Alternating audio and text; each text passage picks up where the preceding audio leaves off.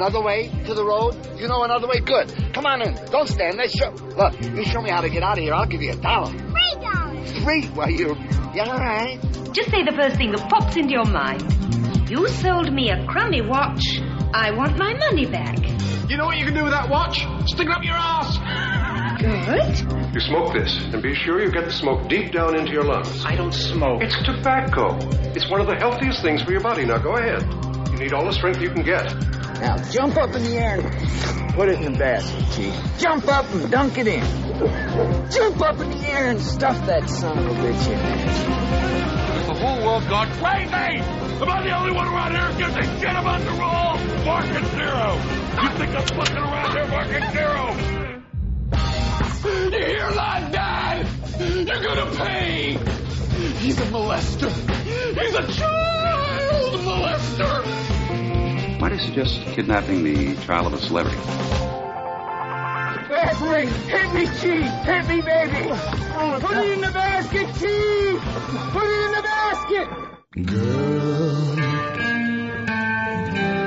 you'll be a woman soon. This is from your house. Whoever you fool me is at your gay little house. I love you so much, can't count all the ways I died for you, girl, and all they can say is he's not your kind. Hello! Hello, did I walk in the bed? You're tired of putting me down, and I never know when I come around what I'm gonna find.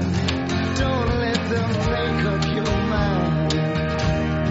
Don't you know, girl, you'll be a woman soon. Hey, I'm glad you let your jerk off. Come take my hand, girl.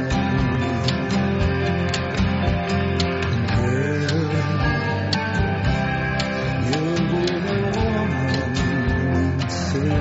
Hey, what the hell? Get me out of this town!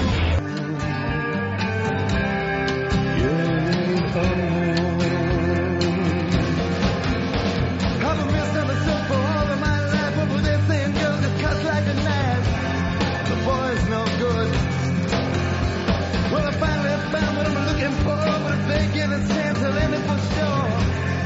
Surely they would. Baby, how can I could? Now it's up to you, kid. This is from your house. Whoever you fool me is at your gay little house. Woman, soon.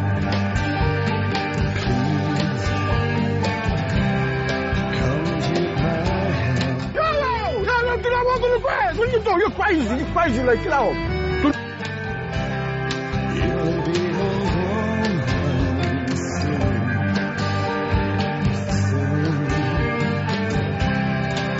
You'll need a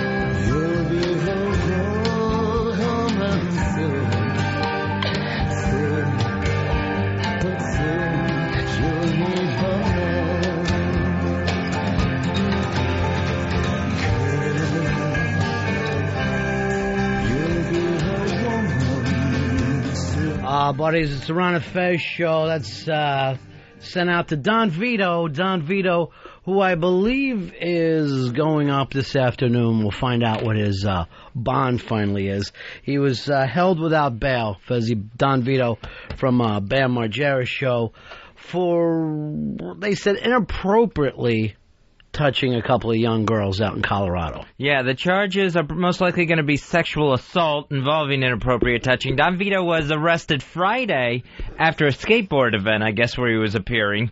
Yeah. And held without bond since then. Well, since he's such a great skateboarder, let's fly him out to Colorado, get him whacked out and let him grab a little itty-bitty titty. That's the way the weekend went from Don Vito. Yeah, they said he was out there filming promotional material for ManiaTV.com, which I had never heard of. And then, of course, ManiaTV.com were the first to report his arrest. So I guess they were right there for it. Yeah, thanks for keeping an eye on it, boys.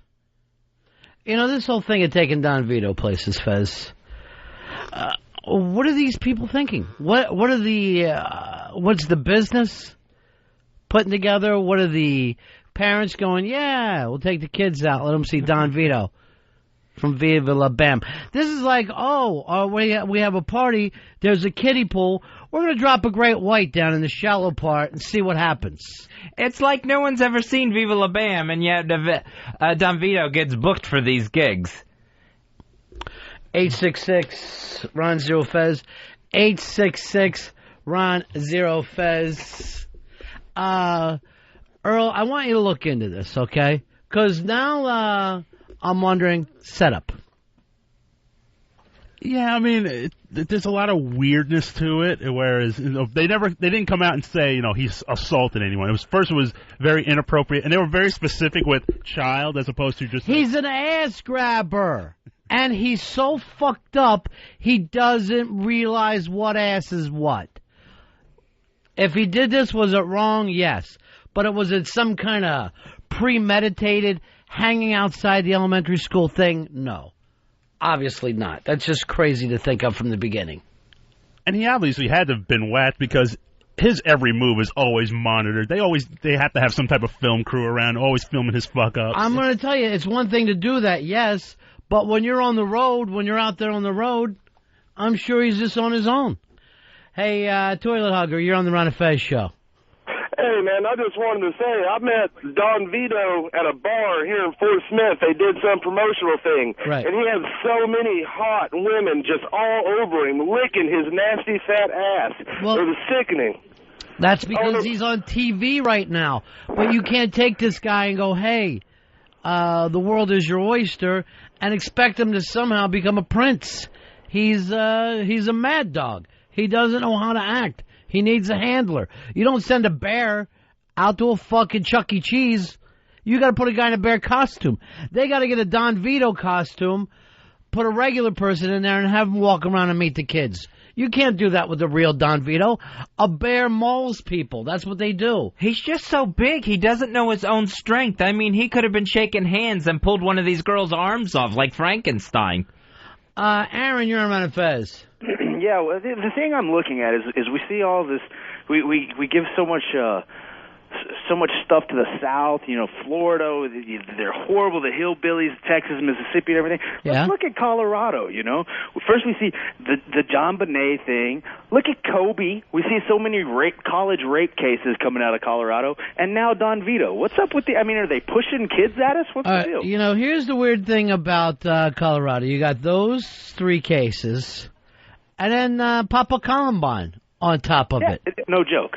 South Park may be the truest thing that we have on right now. That maybe is documentary of the year.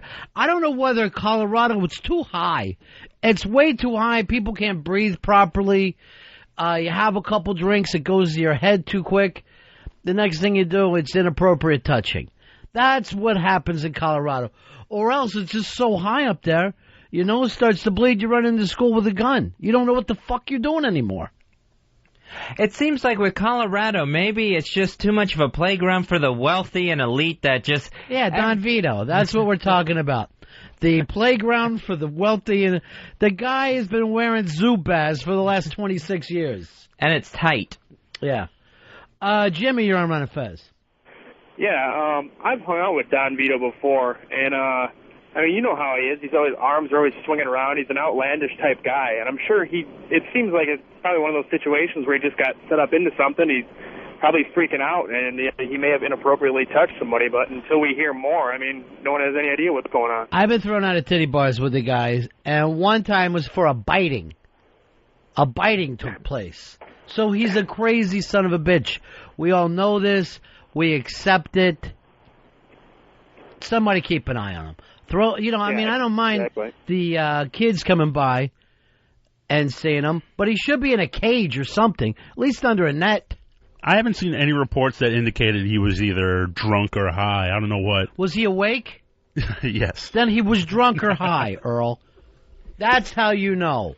I would have to think eventually, as more and more details come out about this, that resisting arrest is most likely going to be in there as well. At one point, they said that they brought up this was the second incident in so many months because he got thrown out of a Phillies game for fighting with a Mets fan.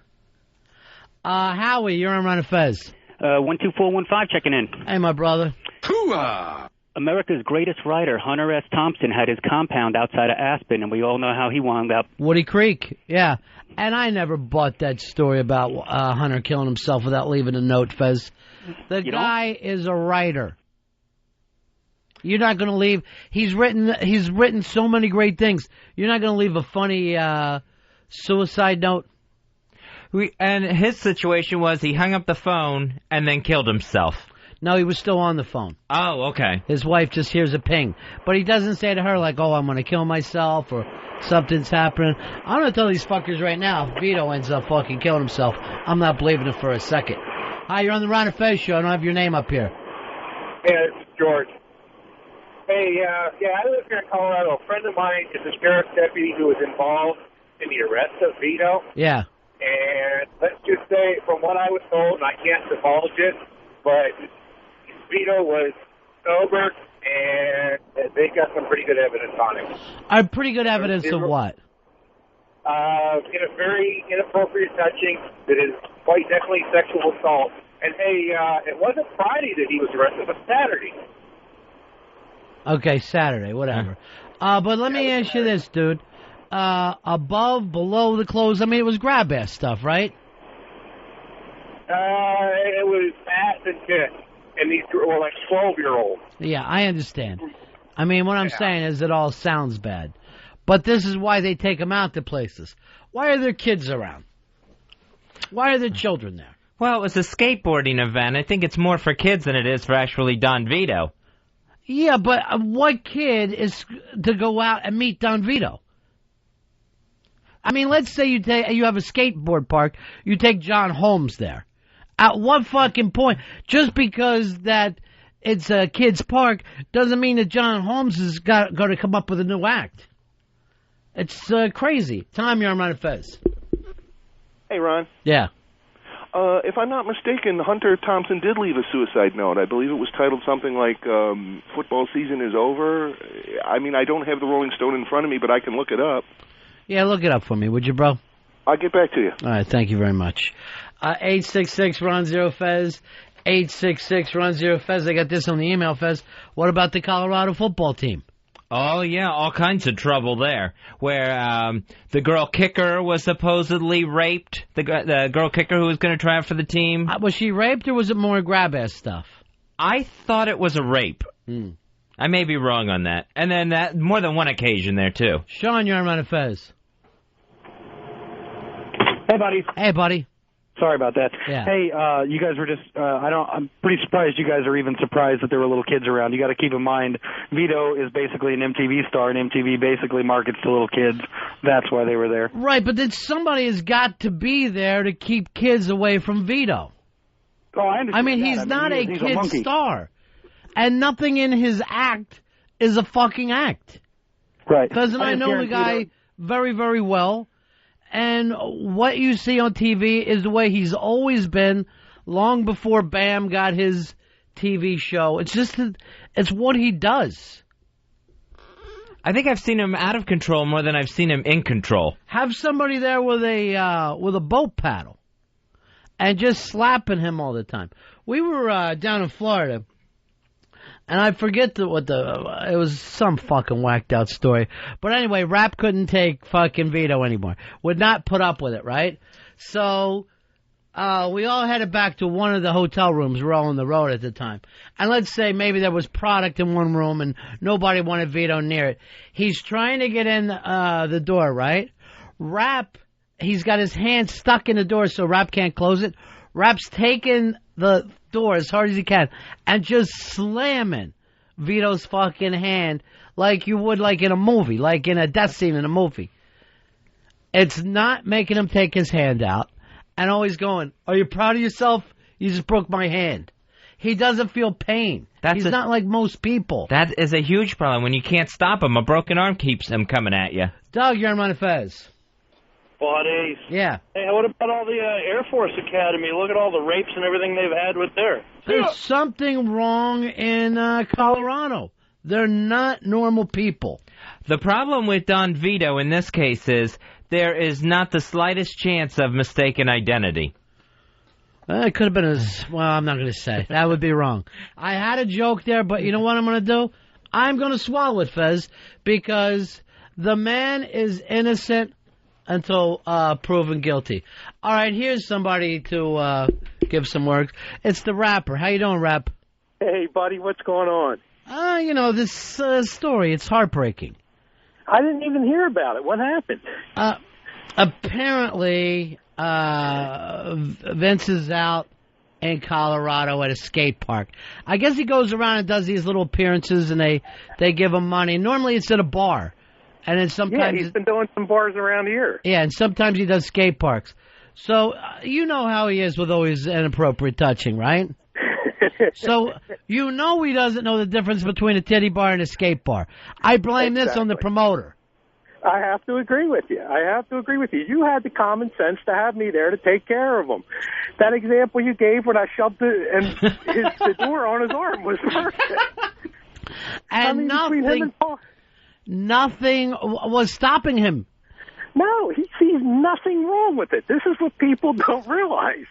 He thinks it's absolutely normal. That was, what was it, Schubert's chick he kept grabbing, wasn't it? Yes, it was Jimmy Schubert's girlfriend, who we all love, we all respect, our friend, and he's treating her the same way he was manhandling the people in the titty bar.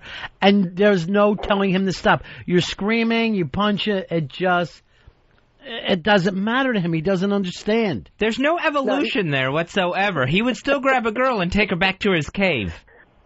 We used to have to hit him in the face with a shovel or something back in his younger days. I know. It's something would always keep him going. So anyway, it made CNN Rap. You're kidding me. Yeah, it's all over the place. Just Google Don Vito. There's about 140 different things. It's not funny, Rap. It's funny to me. It's funny to me. I guess, he's put up, there was no bond whatsoever over the weekend, right? Right. And no kidding. Yeah, then he's going to go up today. Well, you hear assault on a child, you hear the word 12-year-old. It's very, very hard to defend. They let him loose on bond. He heads off into the mountains, and they never see him again. Like Bigfoot. All you see is that one picture of Don Vito looking over his shoulder. It's all blurry. Oh, Jesus Christ. Oh, Ronnie, some lawyer will come up with some kind of defense. Well, I said, well, at least we know Bam has money, and, hit this thing with a snowstorm full of money and get him out of there. But I don't know how they're going to put him back on MTV. That's a fucking problem. It's going to be a little difficult. All the articles were very clear to say Bam was not with his uncle at the time. Why would he be? I have always been highly suspicious of him. I say that six-finger boy in him. All right, okay. I don't know. That was the kid he was introducing as his son for a while. The kid literally had 6 fingers on one fucking hand. 6 workable fingers, too. Exactly. Yeah. I just don't see what the incentive was for him to be hanging around with this kid. I don't know. On the other side of this, what people don't realize is, other than a hooker, did he ever have a chick before this TV show? Not that I know of. Yeah. Ronnie, I think even after the TV show, he still could not get one. That was the sad thing. Yeah. Most people become famous, and, like women are falling all over them. Vince, it was kind of like, I don't know. I don't want to touch you. Well, at that point, he was on a scooter, too, moving around. What are those little three-wheel things? Yeah. Well, put a cage around that. Put a fucking cage around the guy when he goes out. Take him out like Mighty Joe Young. You chain him down somewhere and let the kids throw peanuts. Ladies and gentlemen, I give you veto. I think that they should just have a big pool of green water, and he just pops his eyes out every once in a while looking at the kids. Like fucking hungry hippo. At least they should have had like them, them ropes that they put up, where like people can't get too close to things. I know. They shouldn't have let them be exposed to the public. And this thing that Fez brought up by the same guys that brought him out there were the ones that broke the story. Those fuckers ought to be hunted down. Oh, man. Well, I know you're upset about this, rapper. I'm sorry. Barry. What's going to happen next? Polo? Okay. All right, talk to you later, bro. I got to run, pal. All right, peace. See you, rap. Tom. Tom, you're on Ron and Fez. Yeah, they need to put that fucker away. Put Vito away. He doesn't know the difference between a 12-year-old and an adult. I'm going to tell you right now, you don't know the difference between a sandwich and a 12-year-old. It's not his fault. And the other thing is, you think you're going to hurt his feelings by putting him away, he'll be able to deal, Fezzy. It's going to be the same lifestyle whether you put him in fucking maximum security or if you put him in Beverly Hills. It doesn't matter. And this will not be his fault. There will be some way that if these allegations are true, it was these 12-year-old girls' fault. They did something horribly wrong. All right, Tom. Here's Justin. Justin, you're on Ron and Fez. Yeah, man. Yeah. How y'all doing? I just want to say we can't forget that Colorado is a place where John Denver used to live. Well, he named himself after it. I'm sure you probably thought it was kind of funny. But Andrew, you're on Ron and Fez. Hey, what's going on, guys? Yeah. I want to know who the hell let that fat ass out of his cage anyway. That fucking Sasquatch. Yeah, I guess you thought you were us. Mike, you're on Ron and Fez. Hey, Ron and Fez, what's going on? Yeah, buddy. Hey, I mean, the guy ain't guilty yet. They're all making assumptions on the guy. There you go, my brother. Innocent until proven guilty. Yep. Now, this will be the crazy thing in Colorado. If they fucking lock up Vito and then this crazy-ass John Carr walks free, that will be the long shot, but take a look at that money. It would be interesting if they got put in the same holding cell for some reason once Carr finally gets back to Colorado. Now, inappropriate touching is way different than luring a kid into a van or anything else, too. I don't know how much of the book they can even throw at him, if he does happen to be guilty. Yeah, they say sexual assault and then inappropriate touching all together. Right. So how much is there degrees of sexual assault before it gets to rape? Because remember, Kobe wasn't even charged with rape. He was charged with sexual assault. Bob, you're on Ron and Fez. Hey, Fez. My daughter had a picture taken with him about 2 months ago at a local pizza joint. Where at? 15 years old. Delaware. Uh-huh. Down at the beach. She's 15 years old, and I got a picture of him with a handful of her tit.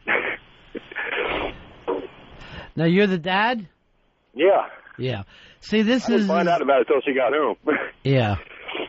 Well, sell that one on eBay. Maybe it'll be worth a little something to you. That's what I was thinking. There you go. All right, take it easy. That's his gimmick. That's what he does in pictures. Like some people sign best wishes or something. He grabs some tit. It's like his trademark move for his fans. Tom, you're on the Ron and Fez show. Hey, Ron, I'm back with that suicide note. Oh, good. I'm glad to hear it. I'm sorry to have to pass it along. Yeah. It was titled Football Season is Over. It was written in a black marker pen, and it's very short. It says, no more games, no more bombs, no more walking, no more fun, no more swimming. 67, that's 17 years past 50. 17 more than I needed or wanted. Boring.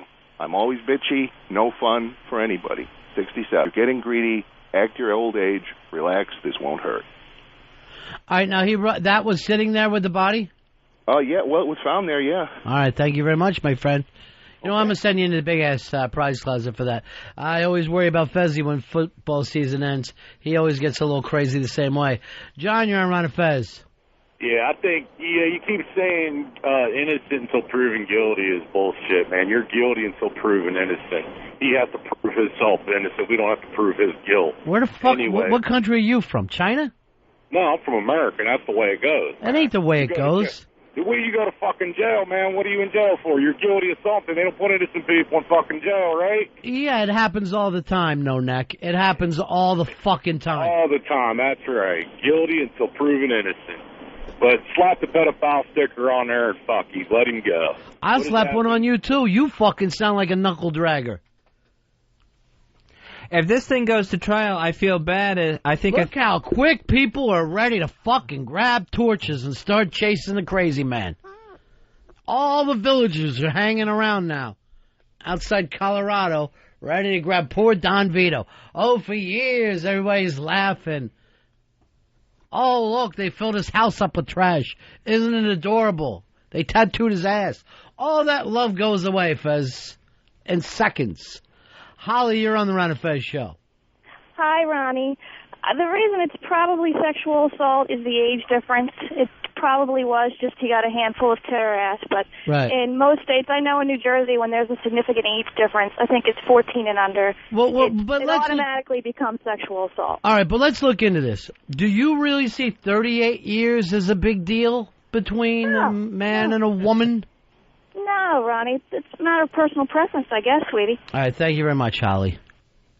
866-RON-0-FEZ. 866-RON-0-FEZ. Tom, you're on Ron and Fez. Hey, Ron and Fez. You seen the paper say about the guy John Carter were feeding this guy? He was drinking champagne, eating all these fancy foods. I think that's bullshit. How can they give him that treatment? All right, here's what happens. He's coming back on a plane, right? So, I guess whatever section they're on this long flight, which is like 3 or 4 meals on this flight, one of the things is everybody gets a glass of free champagne. They let him have it. And then also he had shrimp for dinner. And for some reason, this is freaking people out. I think this is freaking people out more than what he's confessed to.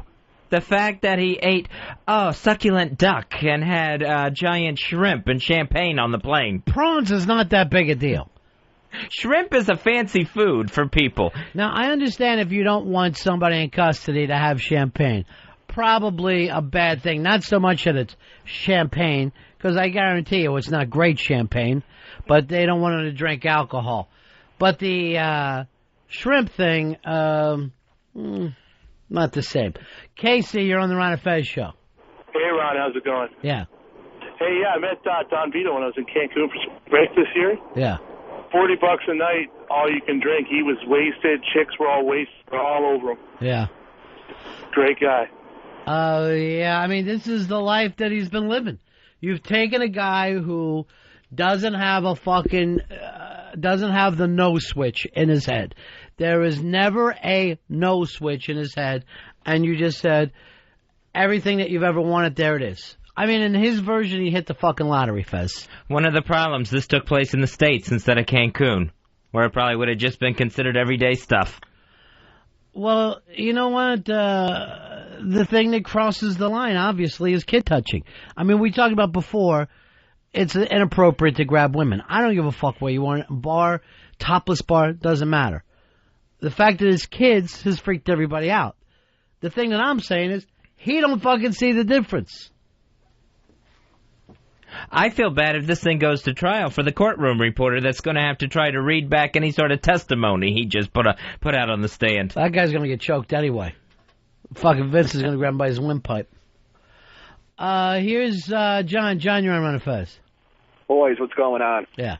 Listen, all these people that are freaking out over this guy getting champagne on the flight and whatever, you got to understand that these cops that went over there to get him, they're not your regular Barney Fife, okay? They didn't miss their street patrol to go and get him. They know what they're doing. Now, they're giving this guy some booze, and they're giving him preferential treatment because we can't torture him, so they're going to make him think that we're being nice to him. Maybe he'll talk. Alcohol makes people talk. Think about it. Punch it out. Well, there's nothing to talk about. He's already admitted that he's did it. The thing is, people don't believe that he's done it. I think people would have been upset if the story was he flew back to the United States and got Diet Cokes and honey roasted cashews. If he had gotten anything, people would have been pissed off. Ryan, you're on Ron and Fez. Hey, Ron, hey, Fez. Yeah, he was never in custody. They were just escorting a United States citizen that had been deported out of Thailand, and they were just waiting for him to land to take him into custody. So the whole time they're sitting with him, he's just like anybody else on the plane. We just want to keep an eye on him until we can get him back. So he was never in custody at all. Yeah. Here's Kevin. Kevin, you're on Ron and Fez. Hey, guys, how's it going? Yeah. You know, have you seen some of these girls today? But, I mean, when I was like 16 and a 12-year-old, what looked like a 12-year-old, nowadays she looks like she's 18. All right, Kevin. I don't agree with her grabbing her. Right. Even but, what I mean, you some said, of these girls look a lot older. what you said right there sounds like you're on a slippery slope. Because no one who's 12 looks like somebody an adult should want to be with. Okay, It's just I understand that. You've got to realize you're on a slippery slope. I would never do anything like that. It seems like maybe you wouldn't do it, but you wouldn't mind jacking off to the thought that you've got to just make sure you don't cross the line. You're already blame shifting, Kevin. Where you're putting it on the 12-year-old for looking too mature. Hey, Will. Will, you're on Ron and Fez. Hello, boy. Hey, buddy. Hey, I don't care how long you've known Vito. I don't care that he's an out-of-control maniac. Listen, you touch a kid, that's it, man. You gotta shoot the fucker. If he doesn't know any better not to touch a kid, if it's in his genes and he's just out of control, just shoot him. Shoot him. And, you know, I blame the frickin' producers and the everyone else who's sent him to this gig, yeah, but bottom line is his deal. It's tough to defend. I'm not defending the guy. I'm just saying that they should have had a better setup. They should have had some kind of a setup, particularly if he's around kids. And it looks even worse when it's two of them. It's not like he just happened to bump into one 12-year-old. Sounds like her and a friend got touched. Harold, you're on Ron and Fez. Hey, Ron and Fez, how you doing? Yeah. Hey, one thing I'd like to say is that your intern screeners suck. Another thing I have to say is about the... All right, let's get into this first, Harold. Why does the intern screener suck? Every time I call, they hang up, and I'm one of your best fans. I call every day. Yeah, maybe that's why. That's what. But still, you guys want to hear from me, right? I have no idea who you even are. I call every day. I want the prize. I'm from Town and Country Plastics. I mean, come on. I want the prize back. I never won the prize. That's what I want. Here's Dave. You're working the phone today, right? Dave? Yeah.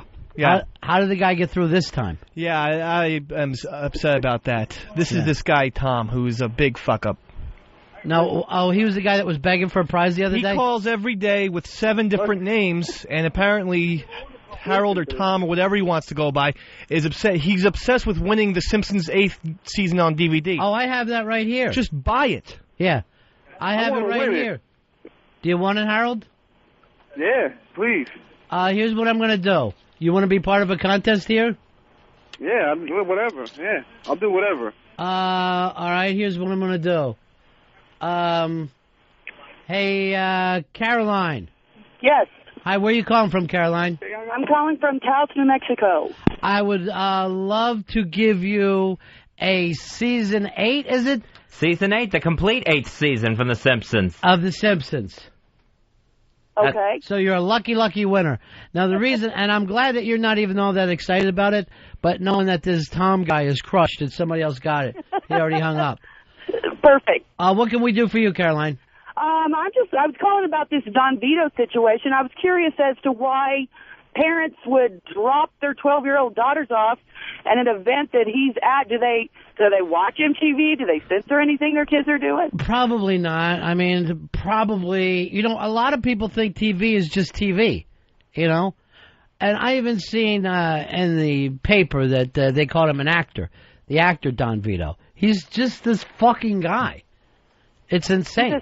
Yeah, it's crazy. I have an 11-year-old and a 13-year-old, and I let them watch, but there's no way I would let them get near the gentleman. Yeah, it's insane. All right, thank you very much. Certainly. Give that young lady the Simpsons 8th season, Fez. The complete 8th season, that is courtesy of Fox Home Entertainment. Simpsons complete 8th season in stores now. Dan, you're on Ron and Fez. Hey, how you doing, buddy? Yeah. I was wondering what's wrong with touching 12-year-old girls? Well, I think we'll find out.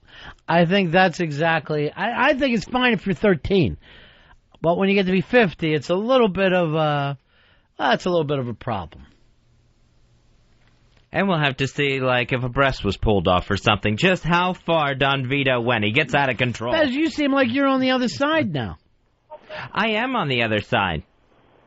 Is that right? Yes, after what I went through last week, I'm on the victim's side. I gotta go like this, in for a penny, in for a pound.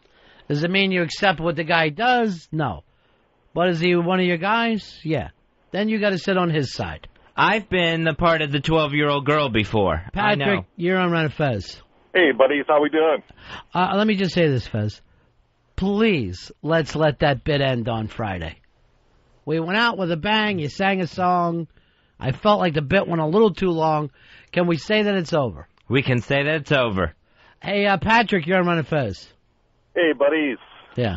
That Mark Karen, you can forget about that guy. Not only did he have champagne, he had a beer and crushed it with his hand, the paper said, and then he followed that with his prawns and some nice Chardonnay. Piece of shit belongs under the jail getting butt-fucked by a bunch of big black guys. That's just how I feel. Patrick, does this mean anything to you that he copped to a fucking story that it looks like it's not even true? Well, they had something on 48 Hours. It looks like it is true. There was an intruder, and that piece of shit got away for 10 years, and who knows what he did. I believe there's an intruder, but you honestly think that this guy could have pulled it off and kept his mouth shut for 10 years? Oh, he's a fucking retard, and he's walking around Thailand looking for people to cut his dick off. He's a absolute fucking retard. He reminds me of the idiot who shot President Reagan. Oh, Hinckley. Yeah. I don't know whether we got something in our water in this country, but our criminals are getting stupider and stupider every decade. The only way John Carr could have done this is if he snuck into the house through the drain pipe. He is thin enough to be able to pull it off. Eric, you're on Ron and Fez. Hey, how you doing, guys? Hey, buddy. Yeah, I'm up here on my lunch break just listening to you guys talk, and I look across the street at, like, the only bank in this little town in upstate New York here, and this black guy comes running out in a shirt and tie, taking off down the road. So I take a left, like, in the direction he's going, follow him down about 100 feet, and about 5 cop cars surround the guy, throw him on the hood, and arrest him. Turns out he was trying to rob the bank. Is that right? Yeah, watch the whole thing right in front of me, man. It was crazy. What were you going to make a citizen's arrest? Oh, no, I was just enjoying it. I got, a little dose in here on my lunch break. It was just crazy, though, watching this guy come running out of the only bank in town, on the only road in town, thinking he's going to get away on foot. There hasn't been a bank robbery that anybody made any real money in this country in a long, long time. The banks don't have cash anymore? I just don't think they get... I think the banks have cash, but for some reason you just don't get away with that much. Yeah, but I'm always hearing like, oh, he went away. It's like automatic 5 years if you do it. And it seems like the most they ever have is like $5K on them. You're better holding up a candy store. And that's that dye pack money where the dye spray goes off as soon as you steal it. Here is John. John, you're on Ron and Fez. Yeah, this fucker John Carr, he's such a creep. He's been fired from how many schools for child porn, whatever. And he seems to be proud to to admit to doing a John Bonet thing. And I don't know. I don't believe he did it. But just for his mentality, he deserves to be locked up and a dick stuck in his ass 24 hours a day. I think he might enjoy that a little too much. But he does need to be off the streets. I'm going to agree with that. There's something wacky about this guy. And there is something that's all going to come out along it. I mean, the weird thing is, how did he stay out of jail all these years? How did he at least stay out of trouble till the time he got to be 40? Travis, you're on Fez. Hey, how's it going, brothers? Yeah. I just want to say your call screener is an awesome guy. Okay, great guy. Yeah. I was just close to the thing about Don Vito. Has anyone checked with Barzini, Mo Green, anyone? Any of the Taglias? Anybody? I mean, they could have been involved too, you know? Yeah, thank you very much. It did, who was the guy that used to be the Godfather's main guy and then they put the thing around his neck in the bar? It was the Godfather's bodyguard that didn't show up that day. Oh, Paulie. No, stop it, please. I can't think of the name. Luke Cabrasi. That's it, Luke Cabrasi. That's exactly who Don Vito looks like. Here is Tucker. Tucker, you're on Ron and Fez. How are you? Tucker, go ahead, buddy. Hey, I'm a stepfather and 2 daughters.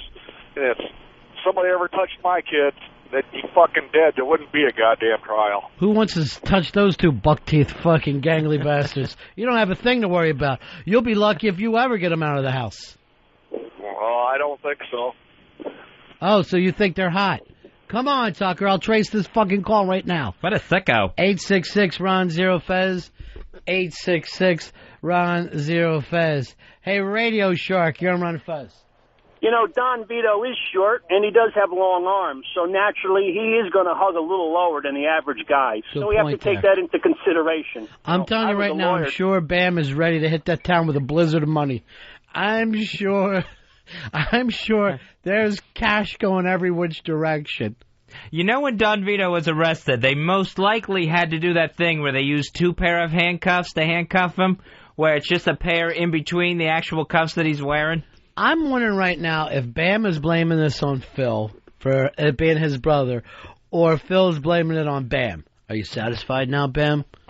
Is this what you wanted? Maybe we can stop now and go back to being a normal family.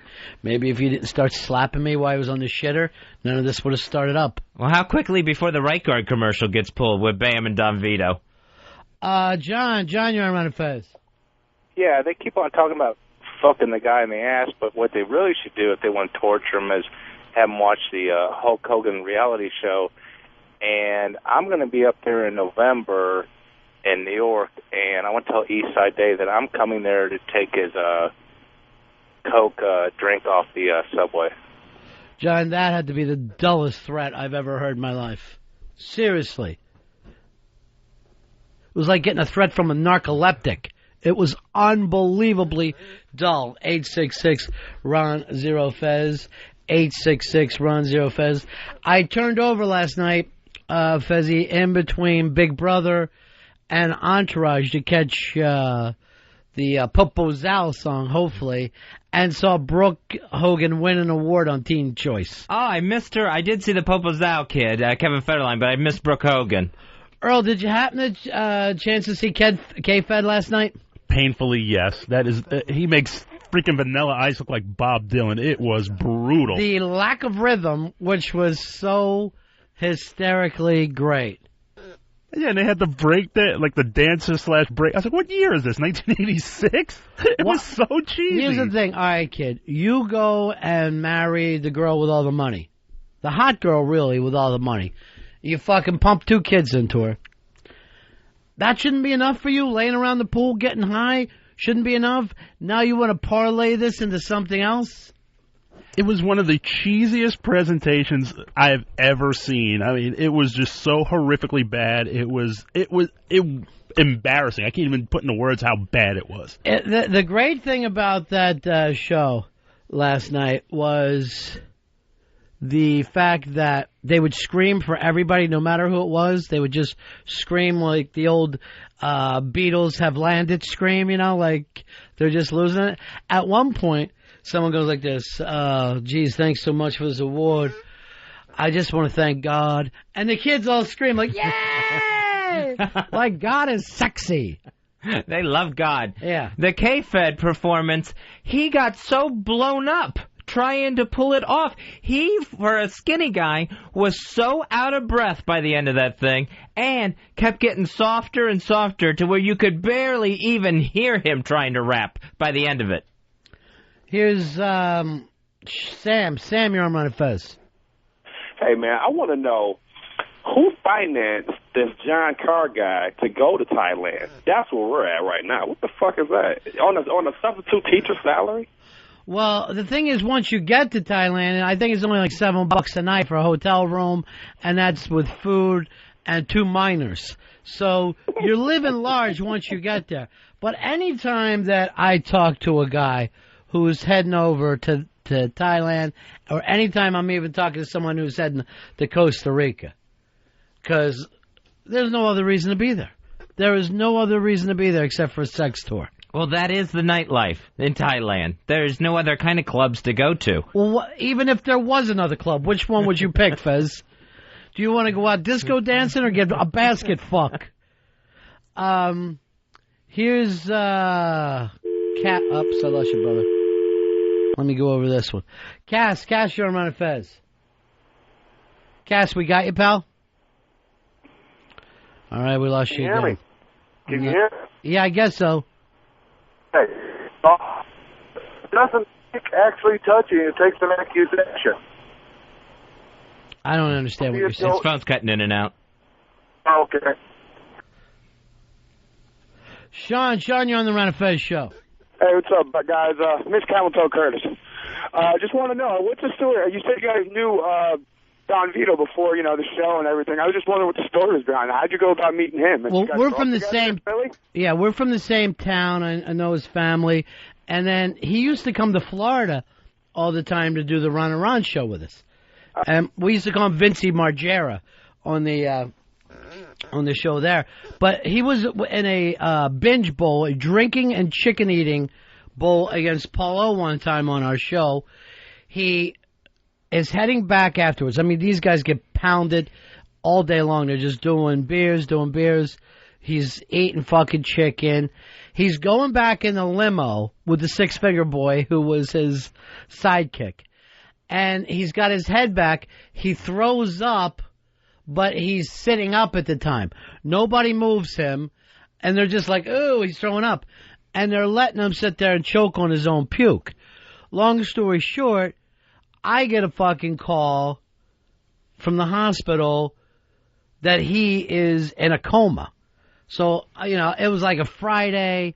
I leave. I'm like, wow, that was a crazy show.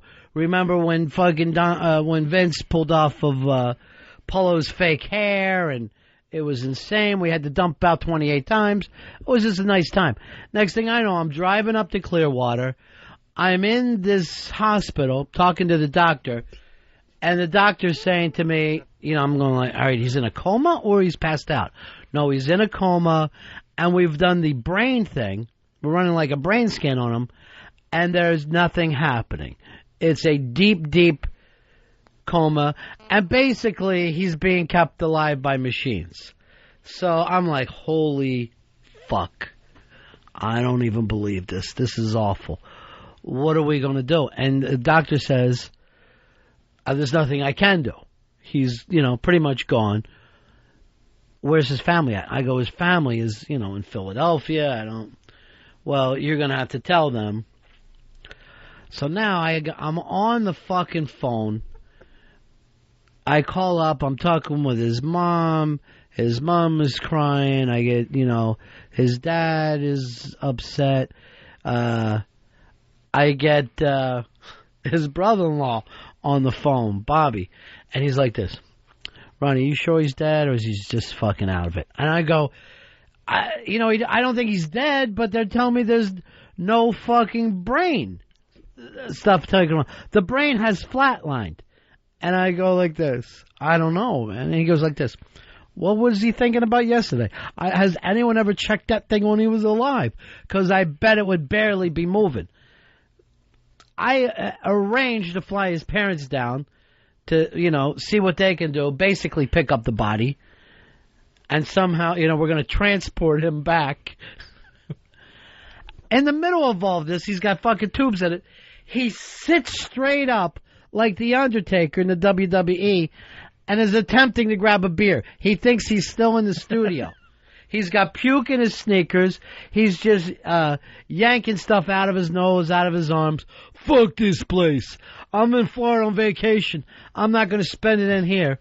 And he fucking runs out of the hospital on him. It was a medical miracle because when we did the binge bowls of him seeing how much chicken wings and shots and stuff he could do, there was no stopping him. I mean, once he got started, he actually gained momentum, and it took a coma for him to finally stop. I disagree. I thought that he was, even then, well off the way I used to see him drink. I don't think he was drinking and eating the way I saw him when he was in his prime. I went into a fucking bar with him one time in Lower Delaware, and they have this sign up. We walk in there, and they had like a big goldfish bowl. Eat a goldfish, get a free beer. So he fucking yells, what the fuck? He can't believe his luck. He runs over to this bowl of fish. He just starts splashing them up into his mouth like he's some fucking giant grizzly bear. Eats every fish, and then starts drinking the aquarium water. So, believe me, Fez, I think he'd slow down a little bit. I think he was entitled to a keg for pulling off all that. Josh, you're on Ron and Fez. Yeah, man, you were talking about Don Vito in a coma. I was just wondering if that's where he got his googly eye from, or if it's always been like that. No, I think that's considered his bedroom eyes. That's why the ladies like him so much. We'll take a break. It's the Ron and Fez Show. Ron and Fez, XM 202. Ron and Fez, XM 202. A lot of people who listen to this, please don't take drugs. She's not happy, and she's not normal anymore. She's so lonely. She's got no one left to lose. She wants to die before Christmas. You hope to die before Christmas? I hope so. She's afraid. I'm afraid that if I die before he will, and I think what's going to happen is he won't care at all. He won't care at all that you're gone. I'm gone. I'm gone. I'm gone. She's probably going to commit suicide. If you die first, I probably will commit suicide. Don't do it. Don't do it. Don't kill yourself. Kill someone else. Gail. You're gonna have to kill Paul. You'll have to do it while he's sleeping. Bang, bang, shoot him in the head while he's laying in bed. You can blame the medicine. The biggest problem is that she doesn't understand exactly how mentally ill she is. I am not that mentally ill. I have a bipolar disorder. That's nothing. It's not. It's a bipolar on top of a schizophrenia. No, I'm not schizophrenic, Paul. I'm dual. You've heard of what I'm saying. Yes. That's it. The doctor Dual wouldn't- personality. Yeah, you don't. Taking You don't. I'm pills. not psychotic, Paul. There's a song I like just as a song. Paranoid. What is his website, Fez? Is it the Cosmic Circus.com? That's all? TheCosmicCircus.com. TheCosmicCircus.com. I don't know. Perry's been on a roll lately. An absolute roll. Hey, Jim. Jim, you're on the Ron and Fez Show. How you doing, buddy? Go ahead, Jim. Hey. Yeah. I'm from Minnesota. I got my own radio retired. show, so. I just retired about a year ago from the Okay. Department of Corrections. Fine. After 26 years as a corrections officer. Mm-hmm. And part of that time I worked with violent sex offenders. And I work with violent sex offenders, too. I told you I got my own radio show. And there's a huge difference between someone who's showing some out-of-control behavior as to someone who's a true violent sex offender. Yeah. A true violent sex offender isn't going to be grabbing anybody in public. They're sneaky, they're malicious, they're self-absorbed. It sounds like this guy's just really out of control. He's a guy that needs to be shot in the neck with a tranq dart. Let's not make overly big thing. And Fez, I need you to be back on this side. Never turn your back on a friend. I'm just saying, I've been on the other side of this. A, you haven't. You promised to stop that bit. And B, always back up a friend. You know what? It's easy to be the guy's friend when he's winning. It's when he's losing, that's when you see who the real friends are. I say in for a penny, in for a pound. 866-RON-0-FEZ, 866-RON-0-FEZ. What about you, Earl? Can I count on you? Of course you can, Ron. Beautiful. All right. Put on big free Don Vito shirt, and I'll meet you out on 57th. What about you, Dave? Yeah, I support him. Yeah. I support him. He's a good man. You don't know. All right, 866-RON-0-FEZ. You know, I was thinking about this, too. I don't know why we got into the sexifying of our kids. I think wherever you drive now in the country, any suburb, you're going past that school, now it's a car wash, where the little girls from the school are jumping up and down with the car wash signs. They either got the wet T-shirt or in their bathing suit, where they're bouncing like a couple of strippers and trying to beg you to get in and get a bad car wash for $5. It's kind of like a Girls Gone Wild video. Yeah, underage girls going wild is basically what it is. And then you go in there and you know they can't wash your car decently. You know you're going to get streaks all over your car, so why do it? The only person that's going to go in to that thing is a pedophile. Now, I wouldn't do it even for another, because I would be worried like, Mr. Bennington, you had your car washed today? Seems like within that half hour, 2 girls were murdered. You know what I'm saying? You're asking for trouble with this thing. If they were smart, they'd stay across the street taking down license plate numbers. John, you're on Ron and Fez. Hey, buddies. How you Yeah. doing? Hey, I just want to tell you, first of all, I listen to you. I'm an ex-New York living in California, and the way you're talking is exactly the way a friend's supposed to be. You know, you're in for a penny and for a pound. But it's a lot different. Like out here in California, people will dump you in a second as soon as something goes wrong. So it's good to hear that. That's what I call the Fez Watley syndrome. I'll tell you when you know you got a friend. When you fucking turn on CNN, you see the goddamn guy on TV in an orange suit, fucking face couldn't look any whiter, looks like a maniac, and it says he's been assaulting kids. Then you go, no matter what happened, if you fucking go to jail for it, I'm going to send you some Mary Janes and some Fig Newtons. Something that you're going to enjoy for yourself. You just can't, either that or what's the friendship thing about, and as a matter of fact, Fez, I don't want to see him when things are going well. It's too much trouble then. And I think I'll just wait till the evidence comes in and then make my decision then. You decide whether someone's a friend or not, whether they're a good person. In this particular case, I don't think you ever were his friend. What do we talk about? He was my friend.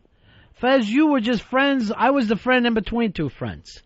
Because you would not, I don't think you would ever say that about a real friend. I think the whole point of friendship is you almost don't even have a choice in it. Here's Chuck. Chuck, you're on Ron and Fez. Hey, what's going on, guys? Yeah.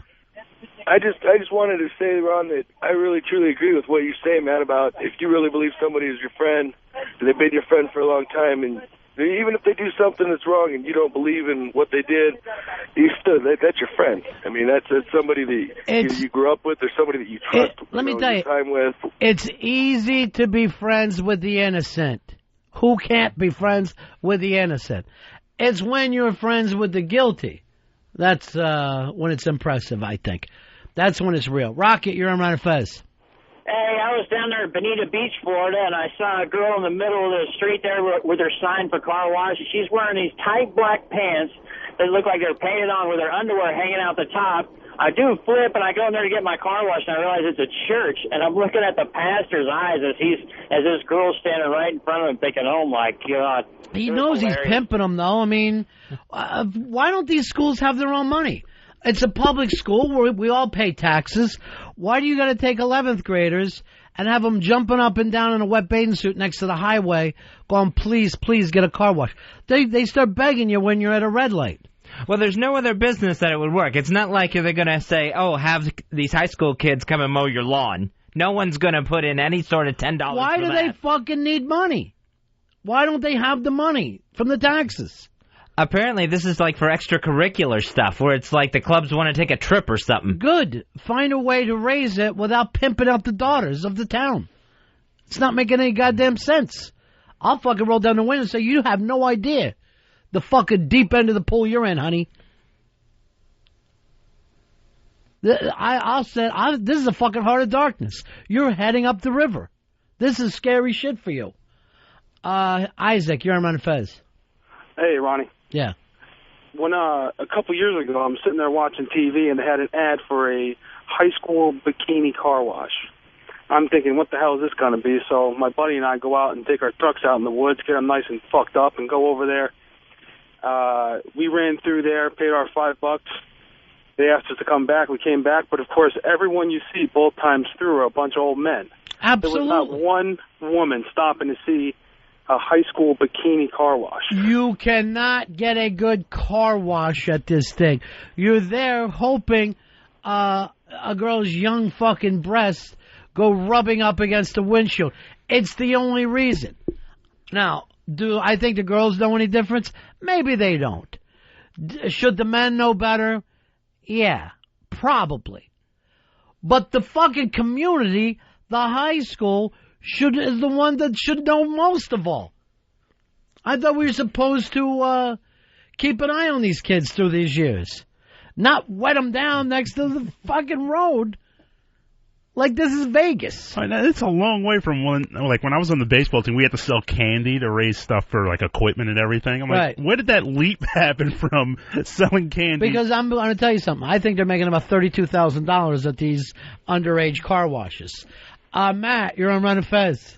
What's up, buddies? Yeah.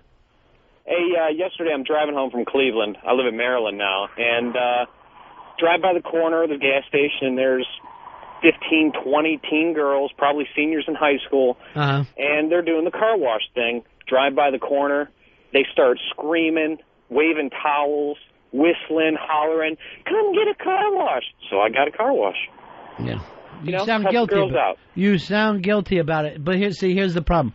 This is happening in every fucking suburb in the country. And the problem is there isn't enough sex in the suburbs. You're dealing with some of these guys, they got their fucking wives they've been married to for 10, 15 years, and that is all dried up on them. The last thing they need to be is taunted, particularly about girls in their own neighborhood. They need to get it out of their minds. Big Tony in Brooklyn will have the answer for us. How you doing, Tony? Hey, buddy. Listen, we got the churches over in Brooklyn there. They always have these things in the summertime. Yeah. So we get one Friday afternoon, I go by, and having the girls out there with the little bikinis. I made a date with one of them. Why not? They're how old? Yeah, they're 19, 18. What the hell? If they're willing to go, right? Hey, grass on the field, Tony. Grass on the field. Jason, you're on the Ron and Fez show. Hey, good morning, buddies. How we doing? Hey, buddy. Hey, Ron, I just wanted to issue a stern warning to you. I think you better be real cautious now from this point forward, because it sounds like if you get in any trouble, Fez could turn his back on you in a heartbeat. I know. I mean, I live by this. If I get into a jam, I don't call Fez. Why would you not call me? For the same reason I see you joining the mob against Don Vito. Well, I just want to figure out exactly what happened. If he's innocent, fine, I support him. Supporting the innocent is nothing. It's supporting the guilty. That's where friendship comes in. And you could call me if there's trouble. I can't imagine. I can't imagine going, I need somebody on my side. Let me call Fez. All right, here's what I need you to do, Fez. All right. And you'll be here for me? Totally. I need you to support Don Vito. Oh, I can't support Don Vito. Thank you. John, you're on Fez. Yeah, I mean, unless, guys got to be able to suck your dick, and then he's your friend for life. I think it's a whole different kind of friendship, John. That's that South Florida friendship I'm not even sure about. Here's Jeff. Jeff, you're on Fez. Yeah, my boss was telling me the other day that he was looking for one of these teen car washes because they do a better job than anywhere else. Sure they do. Have you ever seen the cars leaving there? It's fucking streaks. No, I know they're not good. Yeah. Those same guys that go into a teen car wash and are fine, they would be the ones that if they went to a professional car wash, they would be bitching about any sort of lint left on the upholstery. It would have to be perfect there. Brother, let me tell you something. I get my car washes by Ecuadorians. I want it, and I'll fucking tell them, I want it Ecuadorian clean. Ecuadorian clean. Here's Jack. Jack, you're on Fez. Hey, what's going on, Fez? Yeah. Hey, that's fucked up what you did to me last time. I should have got that prize you gave to that girl. Oh, you know That's what? You're using a different name every time? Yeah, and Dave, his girl sucked some fucking guy's dick, and she's still. I was just about to give you the prize. Oh, come on! All right, give Dave your. Give Dave. Here's what I want you to do. Go 3 weeks without calling us. 3 weeks? Yeah. All right, what name you want me to call in that third week? Harold? Yeah. What is your real name? My real name is Harold. All right, Harold, call back in 3 weeks. Put one of those things up, Dave, up on the fucking mantle, and if 3 weeks he hasn't called, he gets a prize. All right, that will be done. Yeah. Harold won't be able to do it. I bet you I'll do it. He's obsessed. There's no way he can pull this off. I love you guys so much. You guys are the best. I can't imagine that you have any love for us if you think this is the kind of phone calls we're looking for. I'm going to do it. I can't imagine that you have any understanding of this show at all compared to the phone calls that you make. I'm going to do it, though. You're a fucking stick in the spokes. The only way that you could help the show is by not calling. I'm going to do it. And I don't even know if this works. I believe it does on a metaphysical level. I believe you would help the show more by not listening. I know it doesn't seem like it makes sense in this plane of existence, but I honestly believe that somehow he's dragging the show down just by listening. Ryan, you're on Ron and Fez. Hey, Ronnie. Yeah. Hey, I just wanted to ask you how you think Sheepy would do in this situation, seeing as how Fez has turned his back on you. I think Sheepy is a guy who backs up his bros. Oh, I don't think so. I think Sheepy would probably turn tail and run at his first sign of trouble. Kevin, you're on Ron and Fez. Ronnie, got a question here. Gun to your head, who would you call, Fez or Dave? Say it. Fez or Dave? Wow, man, that would be fucking unbelievable. My problem is because of this goddamn new system that you have where your phone's locked up, I don't have a phone number I could just say off the top of my head anymore.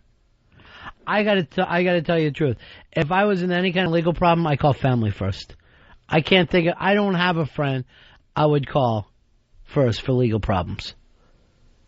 Call me. I'd do what I could. No, I couldn't. I've been in some legal trouble, so I think I could give you some pointers. Yeah. No, I think I need blood. If it's something like that, it's we care because your family goes fuck it. Your friends, well, you heard Rap call earlier about Don Vito. He's fucking laughing. But your family can't stand the fact that you're sleeping that night on concrete. They go crazy thinking about that. Your friends are able to nod off for some reason. It doesn't bother them. I would have to call you instead of family. You would be right to call me. I'd be right there for you. And no matter what you were accused of, Fez, no matter how horrible, I show up, you shot a bunch of people, whatever happened, I don't judge that. That's between you and the government. You know, people confuse the fact that I'm like, oh, if he did something wrong, he should be... That's not for me to decide. There's a judge for that. There's a jury for that. But you stand by them. You know who, to me, was the best friend of all time? AC. You're fucking going, I know you killed your wife. I know you killed your waiter. Get in the car. I'm going to try to get you the fuck out of here. All right. The cops are following us. I got to start thinking. I got to figure out what the fuck to do here. That's a friend. I would drive your Bronco. I'd like to see AC right now on a quarter. I would put his face on a quarter. And I would write underneath it, do you got a friend half this good? They ended up driving him into his own driveway where the cops were waiting. He kept him alive.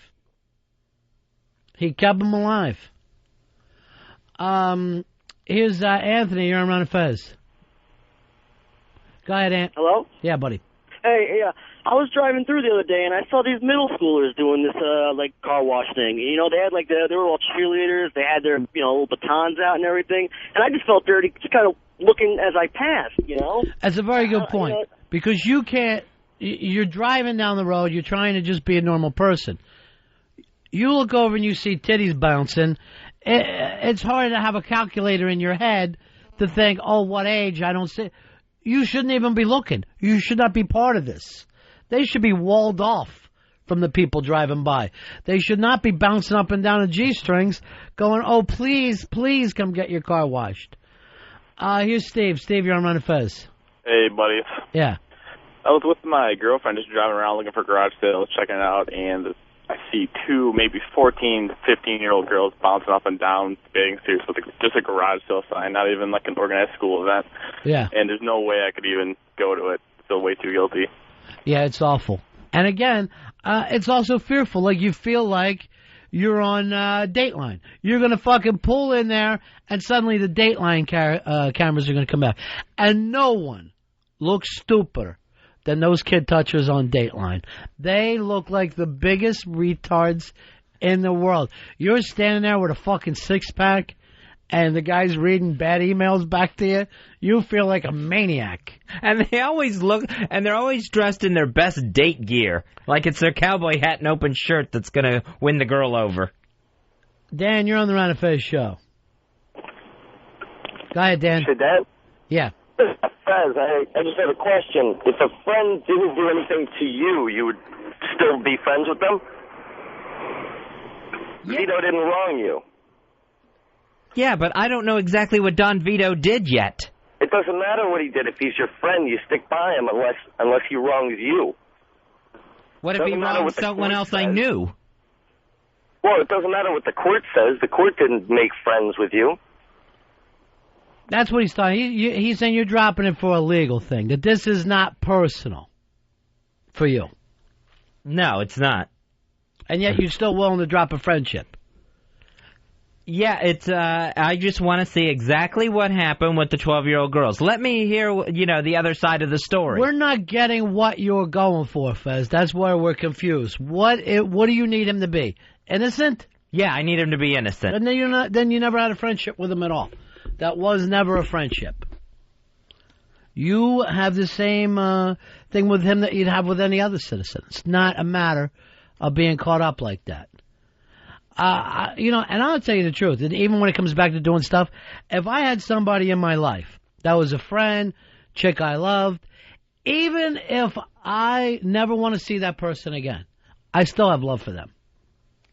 Really? That doesn't go away? That never goes away from me. And as a matter of fact, I never even wish bad things on them or whatever. I just say, I want you to have a good life. You're not going to be part of that life with me. I got that with a lot of people, But I never wish bad things on them. It's not that I'm better than anyone else. It's just what my view of the world is. I want you to go off and do very well somewhere out of my life. But I don't want to spend time with you because maybe you fucked up or whatever. But I always have love for that. I don't think love goes away. For me, I think it does, or at least a numbness comes into it where I don't feel that. Well, I don't think that you ever had love or friendship for him before. It's possible that you didn't. Yeah, I mean, there's friends that I've gotten mad at over the past, years ago, like high school friends that, I just never spoke to again and stuff like that. I don't feel that same fondness or love for those friends. I do. I think if you have a real friendship, a true friendship, not an acquaintance, not like people that you might know at work or whatever. I'm talking about real friendship. Once you have that, I think it's always there. I really do. Mike, you're on Ron and Fez. Yeah, I was listening to what Fez was saying. I think friends ought to be unconditional, I kind of agree with that. I really do. I think I just have layers of friends. I don't think I have one thing that's just friendship. And, every friend I feel the exact same way about. So there's some people, maybe my definition of friend is off. Right. Well, we need you to explain it. I mean, our thing is this person a friend? And a friend is a person that you're always there for. It's not the friendly fucking market guy who you see. But I got news for you. If my butcher fucking came to me, banging on the door at 3 o'clock in the morning, and said, "Oh, Ronnie, I've done something horrible. I killed my neighbor," I think I'd have to hide the fucking guy. Really? I cannot tell you the stakes I've gotten from him. I always have a nice conversation with him. I think I would have to hide him. See, now, I wouldn't be friends, even if I was friends with the guy, knew him, talked to him on a regular basis. Dave comes to your house. I did something horrible. I killed Westside. Can you hide me? Do you hide him? No, I wouldn't hide Dave. He's not your friend. He's not my friend at all.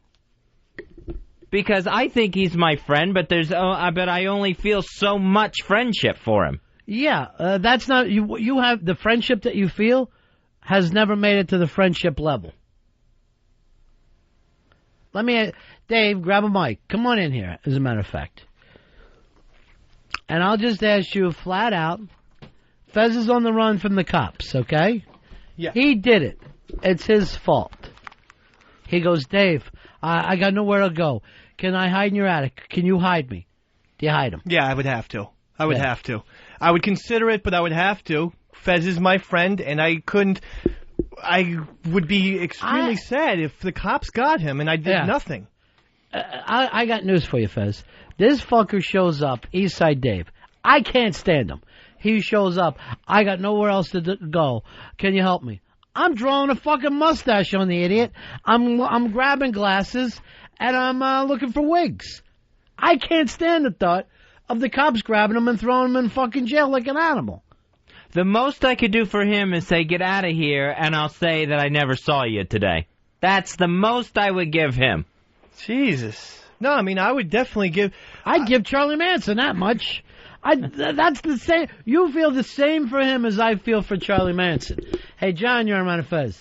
All right, I just want to agree with you, Ron. I mean, I have an ex-girlfriend of my own that really did me wrong, and went out with one of my best friends, actually. Left me for a week, but you know what? I mean, I can't hate them. I mean, you got to let go of the hate, because it makes you a better person in the long run, I think. I think if you hold the hate in, you get like Fezzy, where he gets himself a heart attack because he's dwelling on so much stuff. Yeah, some of that might be true, but the fact is, any chick that I ever had feelings for could fucking call me tomorrow, and I'd do what I could.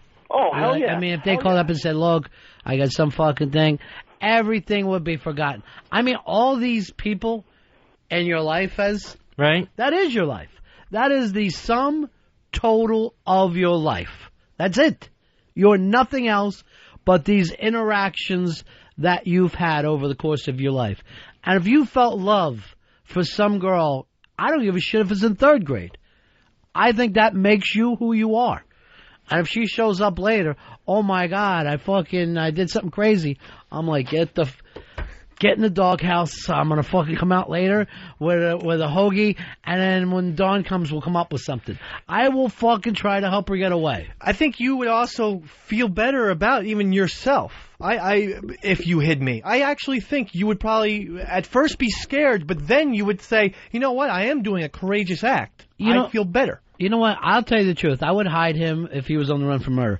But also, if you came to my house, Dave, I would hide you if I had company. I would not want them to say that I fucking know you. So I would hide you no matter what. Well, you're a hero. Yeah, I guess I am. I would hide you if it looked like it would be a reflection of me. I would regret the decision I let you walk through the door, Dave. Now, I want you to be serious. Yeah. You would not help this guy. Would you help Earl if he's on the run from the cops? No. Would you help me if I'm on the run from the cops? I would totally help. I'm going to tell you right now, if I show up to your house and I'm on the run from the cops, I got a fucking gun with me and I'm pointing at you. Because I got zero trust in you. I'm going to fucking say, Fez, I will blow your head off if I see you near that phone. You could trust me. You wouldn't have to hold a gun on me the whole time. Thing could go off. Then you're in even more trouble, mister. I know. I honestly, you've completely freaked me out right now. So it isn't about you getting in trouble by aiding and abetting. It is just who's more of like a MVP type caliber person. No, I think there's just levels of friendship. Oh, okay. Oh, you're saying that he would hide David Brenner, but not you. Is that where you're going? So. Yeah. I think so. You don't even know David Brenner. That's the point. He thinks that you're a star fucker. Good one there. Here's Bill. Bill, you're on Ron and Fez. Hi. How you doing, Ron? Yeah. If I came to your house, would you help me out? If you're a listener? If someone came to my house and said they're a listener of the Ron and Fez show, it would be very tough for me not to help them. Yeah, now Fez can never be a friend because he's just a self-centered crybaby. Why? You know what? We're not going to start name-calling. I'm definitely not helping Bill now. That's an easy one. Yeah. Well, you wouldn't even help anybody else. How could I expect any help from you?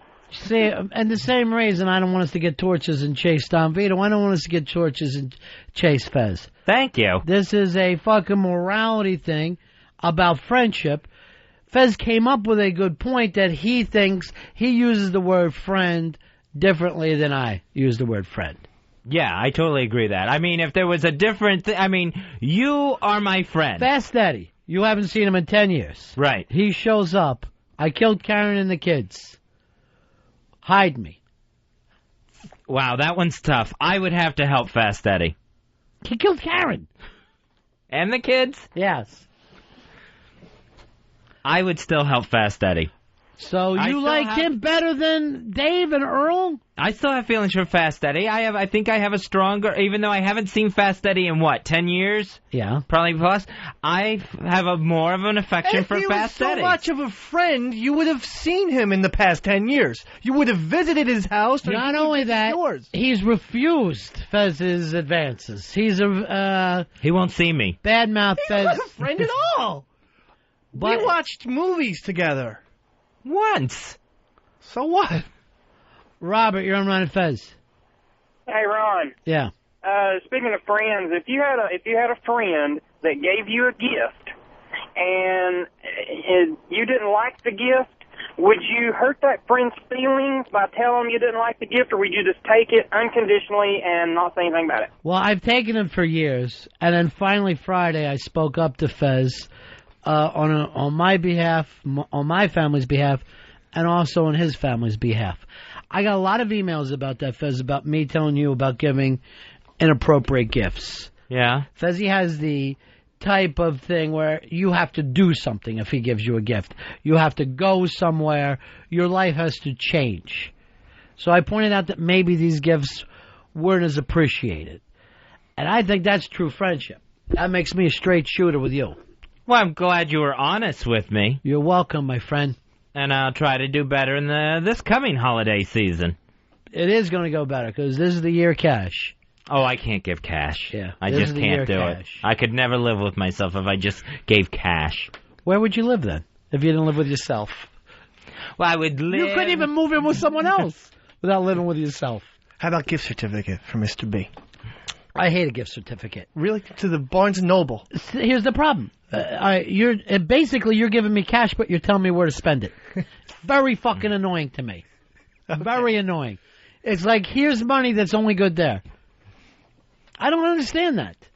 You're trying to give me $100. What do you give a fuck? Whether I spend it at Barnes & Noble or if I spend it at the mall?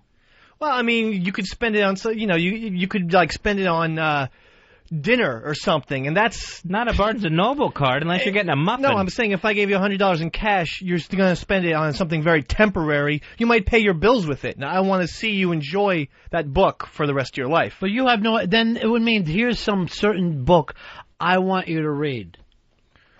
Right. Maybe that's what I'm going to give Fez now, self-help books. Here's a self-help book. Oh, they won't work. Please read it. I've read plenty of them. You won't help yourself is the big problem. He needs a someone else help book. He needs a Ron help book is what he's looking for. And I'm glad I'm at this point. And you know what? As a matter of fact, when Anthony came in and did the show the other day, he said to me, Fez is finally sounding better. And you know why, Ron? I go, why? He goes, you stop coddling him. You fucking coddled him for a year. And luckily it's come to a stop. I got more emails from people telling me that you had a great show on Friday. Best show on XM. Well, thank you. I appreciate everyone who sent those. Not only that, I'm at the point now where I'm ready to backstroke for a while. I'm ready to float down the stream and let you do some of the pulling. That's not going to help, trust me. That's never a good plan. You're going to hear some Ron silent days. Better book Sheepy and Anthony tomorrow. What's that mean, non-friend? It seemed like he had a joke going. Who's this calling me? No, I Hello? I'm saying in addition to you. And you want me to hide you from the cops? In addition to the great Mr. W. The great. Yeah, you got the wrong goddamn number. I'm on the air right now. Uh-oh. Because I was hoping it was somebody from my life calling. I was hoping it was Fast Daddy. What were you two yapping at each other for?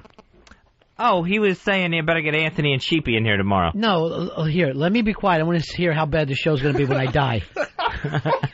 So, you really got to do something about that, Fez. About what?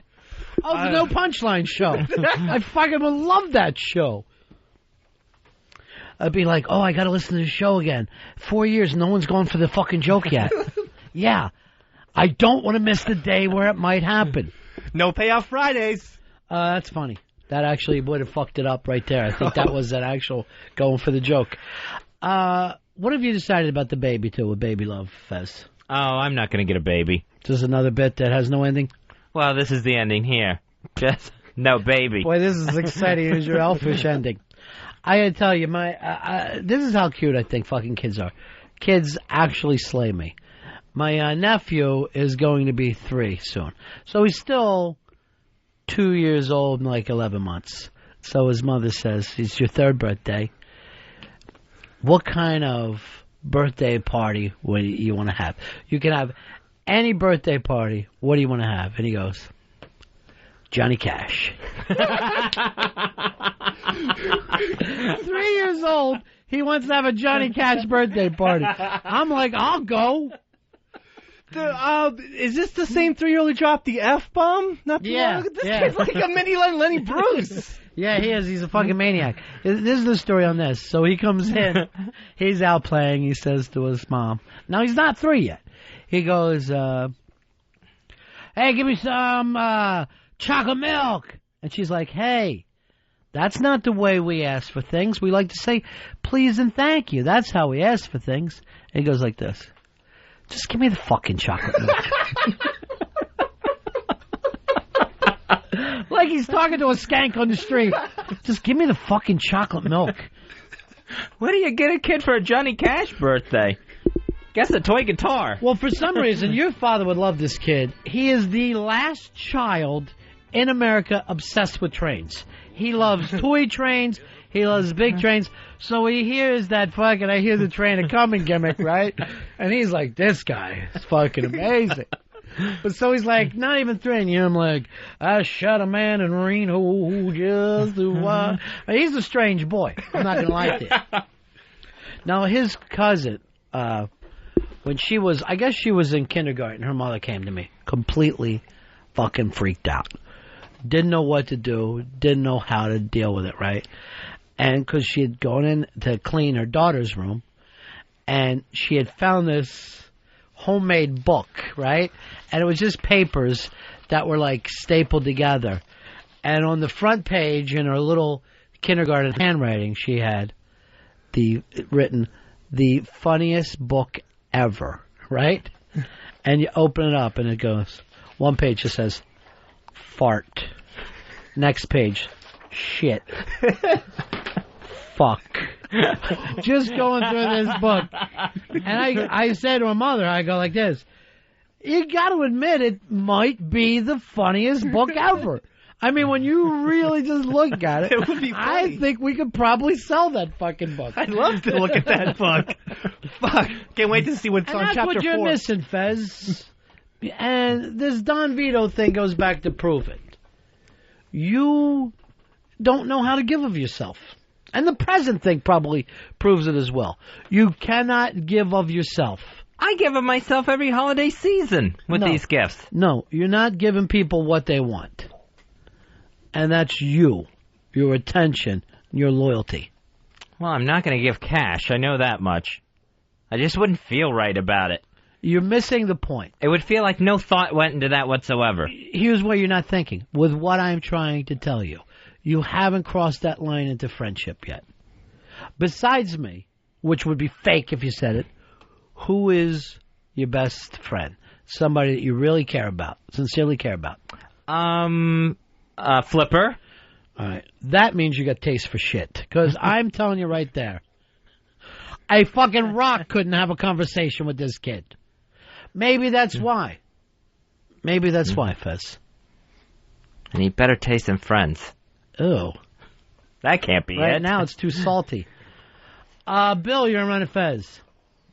29875. Yeah, buddy. Hoo-ah! First of all, why doesn't Fezzy give Johnny cash for Christmas?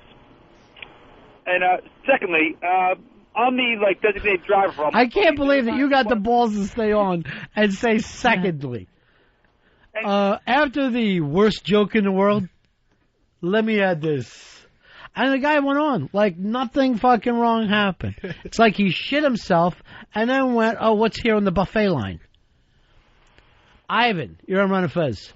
Yo, what's up, Ronnie? Yeah. Yo, it's a good thing Fezzy wasn't around in the Underground Railroad days. Fucking Harriet Tubman would still be a slave. Would you help Harriet? I'd like to think I would help Harriet. I'd be whitewashing her in the fucking... I would whitewash her, I'd put on some lipstick and start going, has anyone met my aunt? You don't even know Harriet Tubman, though. You know me. Why would you choose her over me?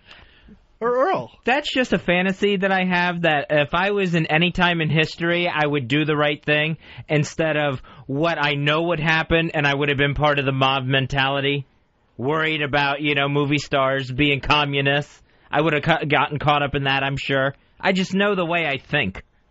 But maybe saving me is the right thing right now during the present. I mean, no one can know what's going on in the present. You can't read the future. Maybe by saving me, it will... What the fuck are you talking about? Of course we know the present. But you don't know the future. So maybe saving me is the right thing right now. The point is, you take care of your friends. You look out for your friends, and not when they do the right thing, when they do the wrong thing. That's the point.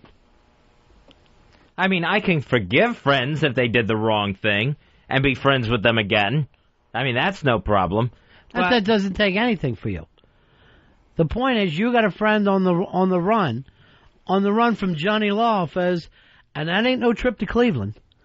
Can you be there for him? It all depends on the friend and the level of friendship I feel. Or does it depend on the level of crime? What is it that has you afraid? Of you getting in trouble with the law, or are you actually judging? I think it would be the level of the crime. Because even if it was a really good friend, someone who's dear to me, it wouldn't matter what that crime was. I would still take them in. With someone else that I didn't feel as strong about... Wait, I'm very confused. What are you saying? You'd still take them into the custody or into your home? Into my home. So you would break the law to save a friend? Yes. I felt strongly enough about that friend. Would you help him bury a body? Yeah, the true friend, I would. Yeah. The very dearest friend, yes. Would you help him bury a body of a loved one? That would be hard. If I showed up with your sister's corpse, would you help me chop it up and throw it in different dumpsters around town? I would not be able to help you dismember my sister. What I would do, first thing, remove her hands. That way, if I'm doing a different crime, I leave some fingerprints, so it looks like a missing person has been robbing fucking stick-up places all over town. Someone with very tiny hands has been robbing this place. Mark, you're on Ron and Fez. Hey, Fezzy, what if Rory Hampton's got in trouble? I'm sure you'd help him out, right? Rory, I think it depends on the crime. I think you would hide him in your ass, gladly. And I think that's where the stress started. Would you help Ron kill someone? Would you help him do that? Like, if Ron didn't kill the man, good point, the man would kill Ron. So and he's saying, please help me here. That one's easy. I could kill that man that was trying to kill Ron. Wow. Wait. That one's easy enough. Remember how you say you live in a fantasy world, Fez? Right. This is one of those times. Well, I would try to kill that person. I don't know if I would be successful. I bet I couldn't even get you to tail someone, let alone kill them. I bet I could not get you to follow somebody around. I would be spotted so fast, or lose them from pulling into a drive-thru. Merrick, you're on Ron and Fez. Hey, Ronnie, how are you? Good. Fez, this is what true friendship is. I'll make this story real short. Play in a rock band, come home from a gig one night, find my girlfriend with another guy, I kick the shit out of him, and I get on my bike and get out of there before I do something stupid to her. I get picked up by the cops and thrown in jail. My guitar player, who I don't get along with, comes and bails me out, didn't ask me if I laid a finger on her or nothing. Make a long story short, he got his bail money back, the charges got dropped, and we're still friends. But the point is you can have a friend that you don't agree with all the time, you don't get along with, but they're there for you. He didn't judge me, he didn't ask me what happened, he just came and bailed me out. And I've done the same thing for him. That's what a true friend is. Hey, you gay guys live in a whole different society. I'm very, very proud of you. And the band was Wham. It's a whole different thing. Here's Sid, you're on Fez. Hey, my phone, buddies. Yeah. Yeah, I'd throw that fucking Dave under the bus, but now, if I was in trouble and I needed a friend, I'd call Bronx Johnny there, Ronnie. That goes without saying. I'll tell you this, I've already called Bronx Johnny twice for different things. What have you called Bronx Johnny for? Things I can't discuss here. Man stuff. What I called him for was stuff that men talk to men about. I bet he was right over, too, though. Was it have to do with weapons? Because It doesn't have anything. It's nothing I would ever just talk about with you guys. I think it was the night that you guys went out to learn how to bake brownies at some fucking little course you were taking. Bronx Johnny is always there, whether it's big stuff or even little stuff. Like if he's constantly wanting to take me to my doctor's appointment or whatever. I'm going to tell you right now, Fezzy, friendship is the only thing that it takes us apart from the animals. It shows that we're not animals. Because you know what animals do when somebody's bleeding? If there's a bunch of sharks, when one of them is bleeding? What? They all go in and attack together. A man will say, my fucking friend is bleeding. Now he needs me more than ever. Now I want to be there for him. Well, I want to be one of the good animals. I would be there for you. I don't know where we're going with this bit. I've tried time and time to get it going. All right, 866-RON-0-FEZ, 866-RON-0-FEZ. What else is happening in the news, Fezzy? Give me some of that gossip that you like. Let's see here. Here's the question that won the first World Series of Pop Culture on VH1. Mm-hmm. So this was like the round-robin tournament on VH1. This was the winning question. What is the name of the 1950s theme restaurant where Vincent Vega and Mia Wallace have dinner in Pulp Fiction? Vincent Vega. It was something Slims, right? Uh-huh. Like Root Boy Slims, or am I right along there? Something Slim? Yeah. Yeah, you're on the right line. Yeah. Jack Rabbit Slims. Jack Rabbit Slims, yeah. You would have won the World Series of Pop Culture, Dave. Oh, how much money is that? Would he have gotten it if I didn't yell out the Slims? No, I knew the Jack Rabbit part. I knew the whole thing. And he would have had to get to that point. I think that's pretty easy, actually. You know why? Because if you get Pulp Fiction DVD, they give you a menu of Jack Rabbit Slims. Fucking starving. Oh, get an Amos and Andy milkshake for you, Mr. B. And now the young monsieur and madame have rung the chapel bell. C'est la vie, say the old folks. It goes to show you never can tell. They furnished off The poet and writer Cola Boof, Cola Boof. I never heard of. She claims that she, was a sex slave to Osama bin Laden and was able to escape his clutches. She said when she was a sex slave that Osama was obsessed with Whitney Houston and said he would even consider breaking his own color rule to make her one of his wives. Fake. And thought about putting a hit out on Bobby Brown. Yeah, I don't believe it at all. Cola Boof, they gave her a... Is she any relation to Shia LaBeouf? I don't think so. Shia is Jewish. This Cola Boof... White people are so scared of black people. She had a part on Days of Our Lives as a writer. She was, and then I think everything kept involving Middle Eastern storylines, so they let her go. If astronomers approve a new definition for planets, eventually our moon is going to be considered a planet because it's constantly moving away from the Earth at like 1.5 inches a year. So we would actually have to rename our moon and have it considered a planet. Why would we have to rename it? Well, moon... why can't it just be called Moon? Moon doesn't sound right. Because a moon sounds like something that orbits a planet. I'll tell you what doesn't sound right. Earth. It really is a dumb name for us. I really think that we could come up with something.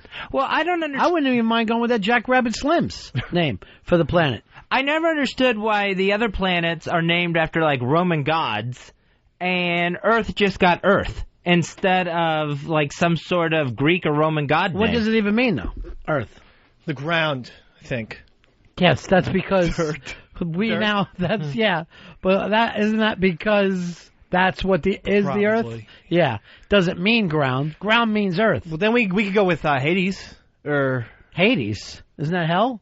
Yeah. Oh. I thought Hades was the king of the underworld, and that's close enough. How about Poseidon? 3/4 of the world of the Earth is made up of water, so we go Poseidon, the god of water. I don't, you act like this is a vote here. I'm not saying a vote. I'm just saying I've never been overly comfortable with the name Earth. I don't think it's a good name. I hate Earthling. That's fucking stupid. I would never tell anyone I'm an Earthling. I know, we should have totally gone with Earthmen. Then, of course, there would have been some sort of equal rights thing, and it's Earth people. Yeah, that's a good point. Yeah, I don't like the name Earth. It means land, and you could tell that whoever finally came up with something to call this planet that caught on enough, it was just what they saw around them. Tree planet, I'm surprised it's not called. We need a little cooler name, a badass name. I mean, why wouldn't you just call, land with the name of any country? Every country should be named Earth. That's all they can see from there. Velcro? Yeah. So that kind of sounds like space agey. Terry, you're on Ron and Fez.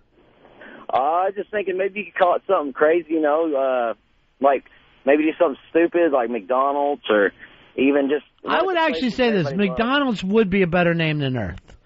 What I'd like to do is no matter what name we come up with when we replace Earth, is to throw a number in there like one of those late 90s pop bands where they would all have a number in their name.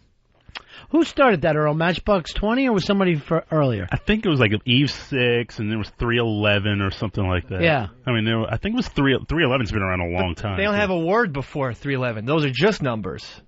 There's no word like before. Yeah, and then all the there was like R&B groups that were numbers too, like 112. Blink 182 to me sounds like they might have started it. I think they were one of the late ones though. I don't know. I don't think they were around. I don't think they had hits before Matchbox 20. Yeah, Matchbox 20's been around, 96, 97? I think Blink-182 started around that time. I think they came in pretty much the same time. No, they were a little bit later. I mean, as far as hits, but I'm pretty sure it was Matchbox 20, like with the names, and then they changed. What about Eve 6? Eve 6 was like 99 or so, 98, 99. Some 41 you got as well. Well late. There we go. Yeah, no, I know that. I know that. Jacob, you're on Ron and Fez. What about renaming the Earth Tatooine? I would go for that before Earth. Well, with Earth, it's just like, why not just say dirt? This planet is called dirt. Here's Ian, you're on Ron and Fez. Hey, gentlemen, how are you doing today? Yeah. Want to let you know, as far as most sci-fi is concerned and a lot of scientists, Earth is, they normally refer to Earth, the Latin, as Terra. And, when they refer to our solar system, amongst everything else, they refer to it as the Terran system. And as well as, sci-fi and Earthlings, they refer to them as Terrans. All right, I wouldn't mind the Terran gimmick over Earth. It sounds better. Dave, you're on Ron and Fez. Go, buddies. Yeah. I got have your boys check out, but I'm pretty sure Earth was a Greek goddess. And you got an old school band, MC5. They were the first ones, I think, to come out with that. Very true. That's like, what, 68? MC5? 68 or so, yeah. But that's like how many guys were in the band, I think. I'm not sure. Like the Dave Clark 5? The Dave Clark 5. All right, good gimmick, yeah. Nice move. 4 freshmen. Yeah. Fairfield 4. I mean, that goes back even further. Yeah, no one does. It's very hard to even find anything. See, to me, the best band name is you gotta have a plural. So you can later say, I'm in the Rolling Stones. You could say, I'm a Rolling Stone. Yeah. But no one could ever say, I'm a Van Halen, except for Eddie and Alex. You don't get to say, oh, I'm a Yes. It's just fucking too hard. The Hollies, the Cricket. Right. You want to be the somethings so that later you can be the singular one. I think that's coming back, too, because if you notice the Strokes, the White Stripes. Yeah. The Strokes and the White Stripes. And again, those aren't the best names. The Strokes, we've used up 50 years of names. It's very fucking difficult. It would be kind of stupid if Jack White's like, I'm a Stripe. Yeah, right. That would be kind of ridiculous. Yeah. It's very, very hard to pull off. I don't care for anything that's a sentence. Like, they might be giants. Some of those I like. The one, you may know us by the... by the Name of the Dead or something like that. No, by the Trail of the Dead, yes. Yeah, I kind of like it a little bit. Because I like a book with a long title. To me, too wordy, and I'm never going to remember it. How about Rage Against the Machine? Because that's kind of a sentence. Yeah. And that's pretty I think some of them are working, Fez. I think you just haven't adapted to it yet. But some of them are it's a better way to go than to just call yourself Pop Top and think that you're going to go somewhere, because you ain't. Matt, you're on Ron and Fez. Yeah, the B-52s, they were in the 80s sometime, weren't they? Yeah, but the B-52s and U-2 actually named after something else. So it's not like the number. Where a Matchbox 20, what does that mean? Nothing. We're just fucking stupid. We got 20 fingers. Listen to our girl rock. Listen to our girl rock. Scott, you're on Ron and Fez. Yeah, how about that silly one-hit wonder, Haircut 100? Silly hit wonder. What was that song, Fez? Earl, Boy Meets Girl, or? Yeah, I think it was Boy Meets Girl, yeah. Yeah, something like that. Let's not start attacking the new wave scene of the early 80s. Actually, wasn't it Love Plus One? Love Plus One was also another Haircut 100 tune. I don't remember that one. I only had so much time to give them. I only had so much time that I could dedicate to Haircut 100. About the same I had for Eve 6. Yeah, most of those like it was particularly the '90s bands. They were one and out. They were one and out. Yeah. They were crow. They were all like they were just. It's because they had set up alternative radio, and then once the Seattle scene died down, there wasn't a real lot to fill in after, and it got very poppy there for a very short window. Yeah, remember what was that? There was another one, 7 Mary 3.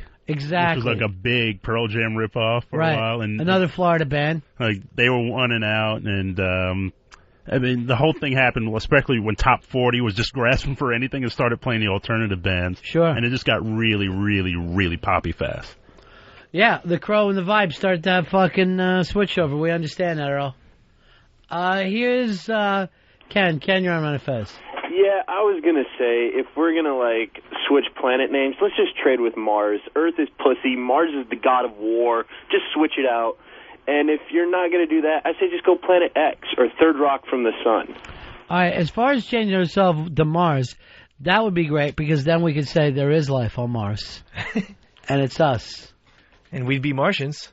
Yeah, and then we'd be Martians, which is a great name, where Earthling is stupid. I would love being a Martian. And Mars is more like Earth. It's all land. There's no oceans there or rivers or anything. What about Ocean's 11? Ooh, might run into some trouble there. And my favorite Martian wouldn't have been a very funny show. Why not? It's like you don't think you could have a hit show with My Favorite Earthling? No, I mean, Seinfeld might as well be my favorite Martian. I mean, no one has special powers. Right. That would be the great thing about it. Here's Dave. Dave, you're on Ron and Fez. Hey, buddies. Yeah. Hey, just wondering if you considered changing the Earth name using naming rights. Maybe like the Bank of America Earth. Or yeah, then it would be Google. Yeah, I hate the name of stadiums now.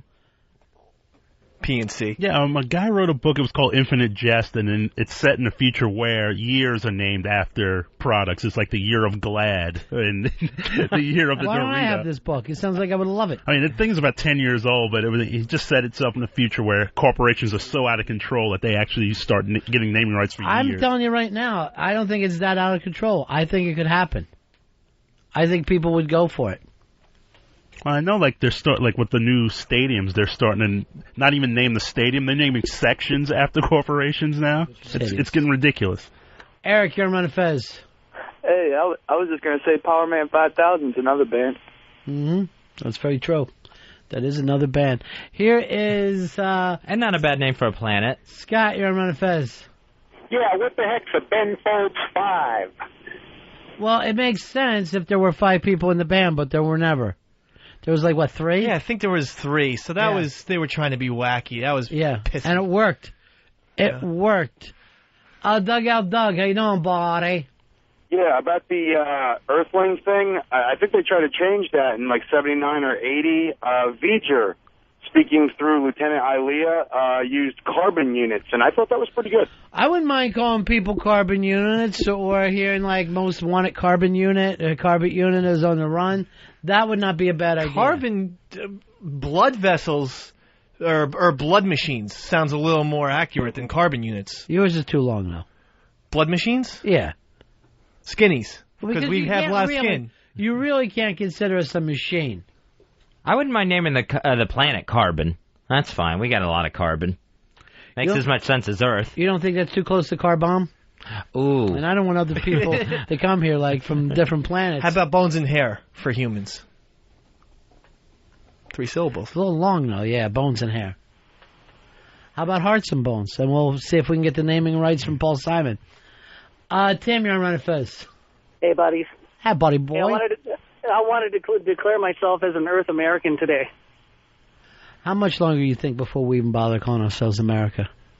Before it all just slides into one planet? Do you think it'll happen during our lifetime? Yeah. I think by 2000. Well, I plan to live to 2050s. Not if I have a choice. You guys are gonna. Yeah. Not if I have a choice in it. Trust me. If I found out today I'd have cancer, I'd shoot you in the neck. And then I'd spend the rest of my time on Earth laughing. Why would you do that? Huh? To win. Just simply to win. So what were you saying? I think by 2050 there's going to be a lot of changes, boy. Oh, give me some of the changes. Well, definitely Canada. Look into the future. Canada and America will definitely unite, and so will Mexico. The whole North America will be called America. That one's an easy So it'll be more about continents than countries. Exactly. But I think we'll probably have an alliance with Australia as well, and we'll probably try and make them our strongest military ally so that they can keep a watch on Asia and communist Russia, which will probably be back. Now, I was at the Drudge Report, and Pat Buchanan's prediction, he did his own radio psychic, is this is the end of America as we know it. We've given up what we thought of for our values. The immigrants take over. It becomes a very brown thing. So we'll have way more in common with Mexico than ever, Canada. I think we'll still have in America, but it will definitely be on the downside, sort of like Rome circa the 400s. Now, the other thing that he accused his own party, the Republican Party, of, as just being about money and nothing else. That the morality out of that side of the party completely gone, and it's only about can you make money doing something. You agree with that one, Fez, or too harsh? I agree with that. Yeah. That it seems like the corporations are running the show. The corporations are running the show, whether it seems like it or not. Yeah. They are the big deal right now. So it's like, if they're not now it's that crazy animal where it's like, if there's no corporations, there's no America, so that beast has to keep being fed. Yeah, but the thing is, it's not an American corporation anymore. It's not U.S. Steel. These are all international corporations.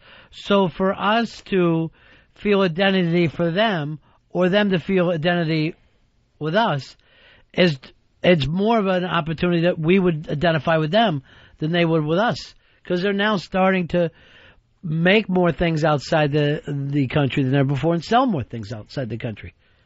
Were you going to say something, Earl? Yeah, it's not even there's no moral ground anymore as far as like, this is a bad policy. It's like everything is centered around bottom line, which is, of course. And again, it's like, how are we doing this quarter? And it exactly reminds you.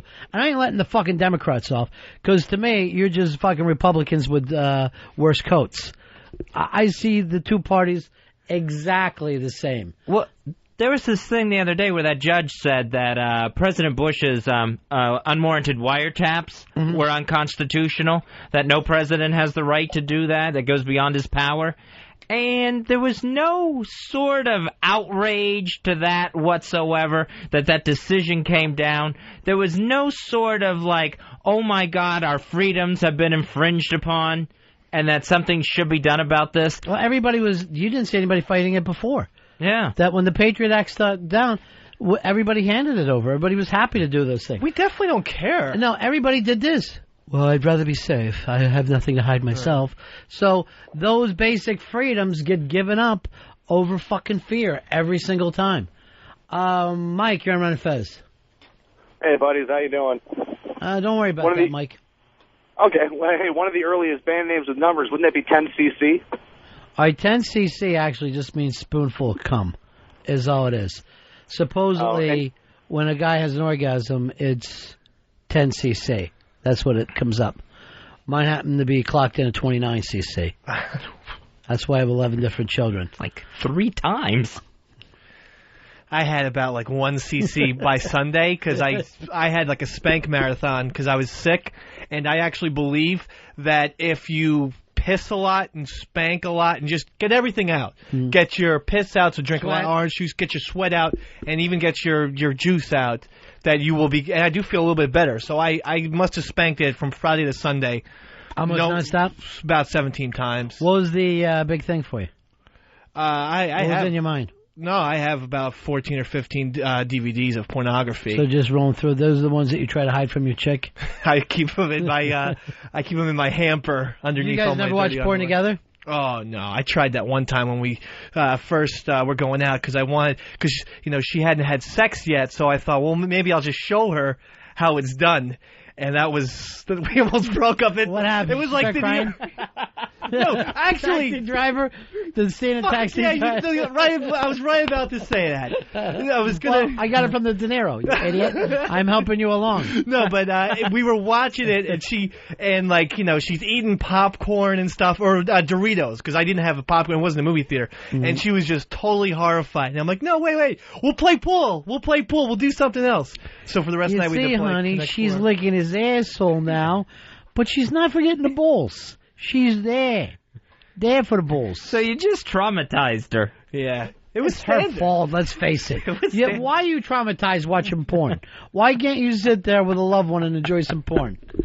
She was definitely not into it at all. And I was with a chick one time who was like offended that I could have any other sexual thoughts other than her. You know what I mean? Like, yeah, sure. Any fucking magazine, and it didn't even have to be porn. It could be like, fucking Julia Roberts would make her feel like, well, wouldn't you rather be with... Yes, I fucking would. But this is my place in life, so I'm with you, dog face. You need to have that pornography. I don't know why anybody feels... and I'm not saying jealousy isn't a human fucking thing. But you got to realize that when you're jealous, it's your fucking fault. You're being the nut. It's, the jealousy is, your lack of self-confidence. Because with the jealousy, it feels like everything is going wrong. You can't see it any other way. It'll blind you sometimes. Where, like, if you don't get a phone call or something like that, it means something. You're just reading all those meanings into your head. 866-RON-0-FEZ, 866-RON-0-FEZ. One time I came home from high school, and my mom... on the kitchen counter was Black and White Cumsuckers, Volume 16. And my dad's inside reading a newspaper, and he goes, "Hey, Dave, Mom needs to see you upstairs, like, pretty soon." And I knew exactly what happened. She had found the tape in the basement. So I went upstairs to my mom, and she just punched me so hard, she actually almost broke my nose. Blood all over the place. What for? Because she was looking for Hoosiers and amidst all the piles of tapes I had in the basement and found Black and White Cumsuckers Volume 14. And she never beat me so hard and never, ever let me forget it till the day I die. And since then, I've always ripped the labels off of all my porn tapes. Well, here's the thing. I think that a parent has got to leave their kid alone when it comes to whatever batch material. You know what I mean? You give a little leeway because you don't have it in your mind to know whether you're fucking that kid's head up by shaming him about whatever the fuck it takes him to get through. Oh, yeah. I say you just ignore. That's the fucking best parenting thing. Act like it never happened. I think there was no drugs found or anything like Right. that. Just, black chicks getting hammered by white guys. It was awesome. There's no amount of talking that out with your parents that's going to make you feel better about it. Even my dad was totally embarrassed. He wouldn't look at me. He just had the newspaper. That's fine. Everyone acts like they don't fucking realize what's going The on. whole family Is the only parenting. Your father did some great parenting. He acted like it wasn't happening. Your mother punching you in the fucking face. Yeah, blood. Because you want to spank your little fucking dick and feel like a big man. What's wrong with that? And that dinner was the quietest dinner of all time. All my brothers just looked at their, mashed potato. No one was able to look at me. It was... You're the only one who batches. None of your older brothers would go, hey, it's not unusual for a young boy to be somewhat curious, not only about his own ethnic background, but what are other ethnic backgrounds like when they're sucking cum? Especially black. No, and my mom was just even pissed off at, the title, Volume 14. She actually was like, does that mean you have 13 other titles in here? Yeah. And I had to tell her, no, absolutely not. It's none of your fucking business is what you tell her. Oh. I couldn't do that, Mr. B. She has a hard right hand. No, you know what? Your father should have been saying it's none of your business. Get away from that boy. Get the fuck away from that boy. You have no idea what it's like to have this fucking thing hanging between your legs ready to get hard at a fucking moment's notice. Every once in a while, someone might need Black and White Cum Suckers Volume 14. Why is that a problem? What are you doing rooting around in a fucking basement looking for Jack material? That's what I was pissed off about. When my mom found my porn, that's when we had the sex talk. That was real uncomfortable. What did she say to you? She was like, well, you know, it's not, because she's semi-religious, she was like, it's not, you know, bad if you like to rub yourself. I didn't want to hear that from my mom. Right. Well, I wish your mom was as understanding as mine. My mom, you can't do that. One time she yelled at me for rubbing myself when I was like 5, and I wasn't jerking off. Yeah, you can't do that with a kid. You gotta let the kid fucking go. You act like you don't see, you don't deal. Yeah. You just don't bring it up. Or else you get a fucking kid who later ends up being intimidated by women, or he's intimidated by sex, doesn't know whether he can perform or not, or thinks what he's doing is dirty, so every time that he fucking, you know, he's with a hooker, he cries after like an idiot. You would think she would want, you know, her youngest son to at least show that he's into heterosexual. Yeah, especially with the oldest family. Especially with the oldest brother walking around. Oh, I didn't know it was your oldest brother. The oldest one, yeah. Yeah, I didn't know. Normally they say it's the exact opposite. That is normally every son that's born has a better chance of getting gay coming down the pike. I think he got all like the genes, and we've gotten like progressively more hetero. To the I don't point think where you're hetero. I jank like a monkey. Yeah, but that doesn't make you hetero. Jacking does not make a person heterosexual. I can only watch chicks. I can't watch. I mean, I watch the dude. How many women have you been with? 3 or 3. 4. You're 28. Yeah. You're fucking only 3 degrees away from being gay. It's not my choice. Women. Yeah, but it's not my choice. But that doesn't exactly make you straight. If I had a choice, every day I see no less than 12 girls on the subway I would bang. Girls. 12-year-olds? Women on the subway. So you say define you by your fantasies and your porn collection. If I could, I would bang more chicks than Brad Pitt and Jim Morrison combined. That's actually a good point, Fez. Are you judged by what you've done or what your urges are? I think you're judged by what your urges are. I'm going to go with fucking accomplishments. I go with and urges, I say you're too. barely straight. No. Barely fucking straight. Urges. Oh, what are you on this? What you've done, definitely by accomplishment. Look at him to talk. No, he's fucking gayer than Gary Glitter. How gay are you, Earl? I'm not on the gay glitter at all. scale. I'm not gay at all. How many women have you been with? 4. No way. And you're 35? 36. That's fucking gay. I mean, if you're not married, I understand a guy who gets married. Here's the 2 reasons. A, you get married, you stay straight because, you stay single because you haven't found the right girl yet, or you like to fucking date and you're out all the time. Or B, you're not with a lot of women, you're 36, but you found that fucking woman for you and, that's it. You're not going anymore. But how do you get to be 36 and have 4 fucking women if you're acting like I've been dating now for 20 years? No, well, it was also... That's the Olympics, Earl. Every fucking 4 years. No. There's been more Olympics than you've got women since you were a kid. Well, the 2 women I was with, they were pretty long term, so... How long is long term? The abortions were. Well... Did they have abortions? No. If they gave them abortions, if one of them had an abortion, I'd put you on the straight fucking thing right away. No, but they were pretty... Yeah, a couple of years. How come none of your friends met them? Actually, they did. Who? Well, 2 go back to the NEW days, and they all met him. All right, wait a minute, hold on. And that's the old rock days? Yeah, the rock days. So you've been with 2 women in the last, 6 years? Last couple of years have been, 2. Yeah, I've been dry for a while. I've been awful. His pussy's been dry for a while. All right, let's take a break. Load us up with some spots here while we all fucking cringe and sit uncomfortably. It's the Ron and Fez Show. Ron Bennington, Fez Whatley, The Ron and Fez Show. XM 202.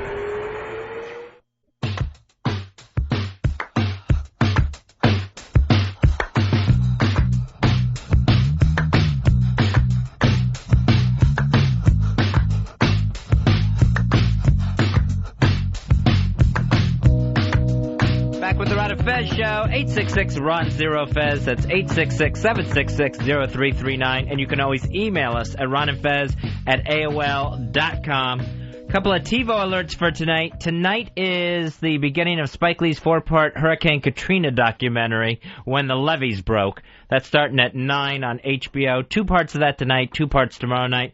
And then also tonight at 10 on the Travel Channel is going to be chef and writer Anthony Bourdain in Beirut when he went to Beirut to do his No Reservation show and got caught in the middle of the fighting breaking out there. You say chef and writer like we don't even know him, like you're describing the guy.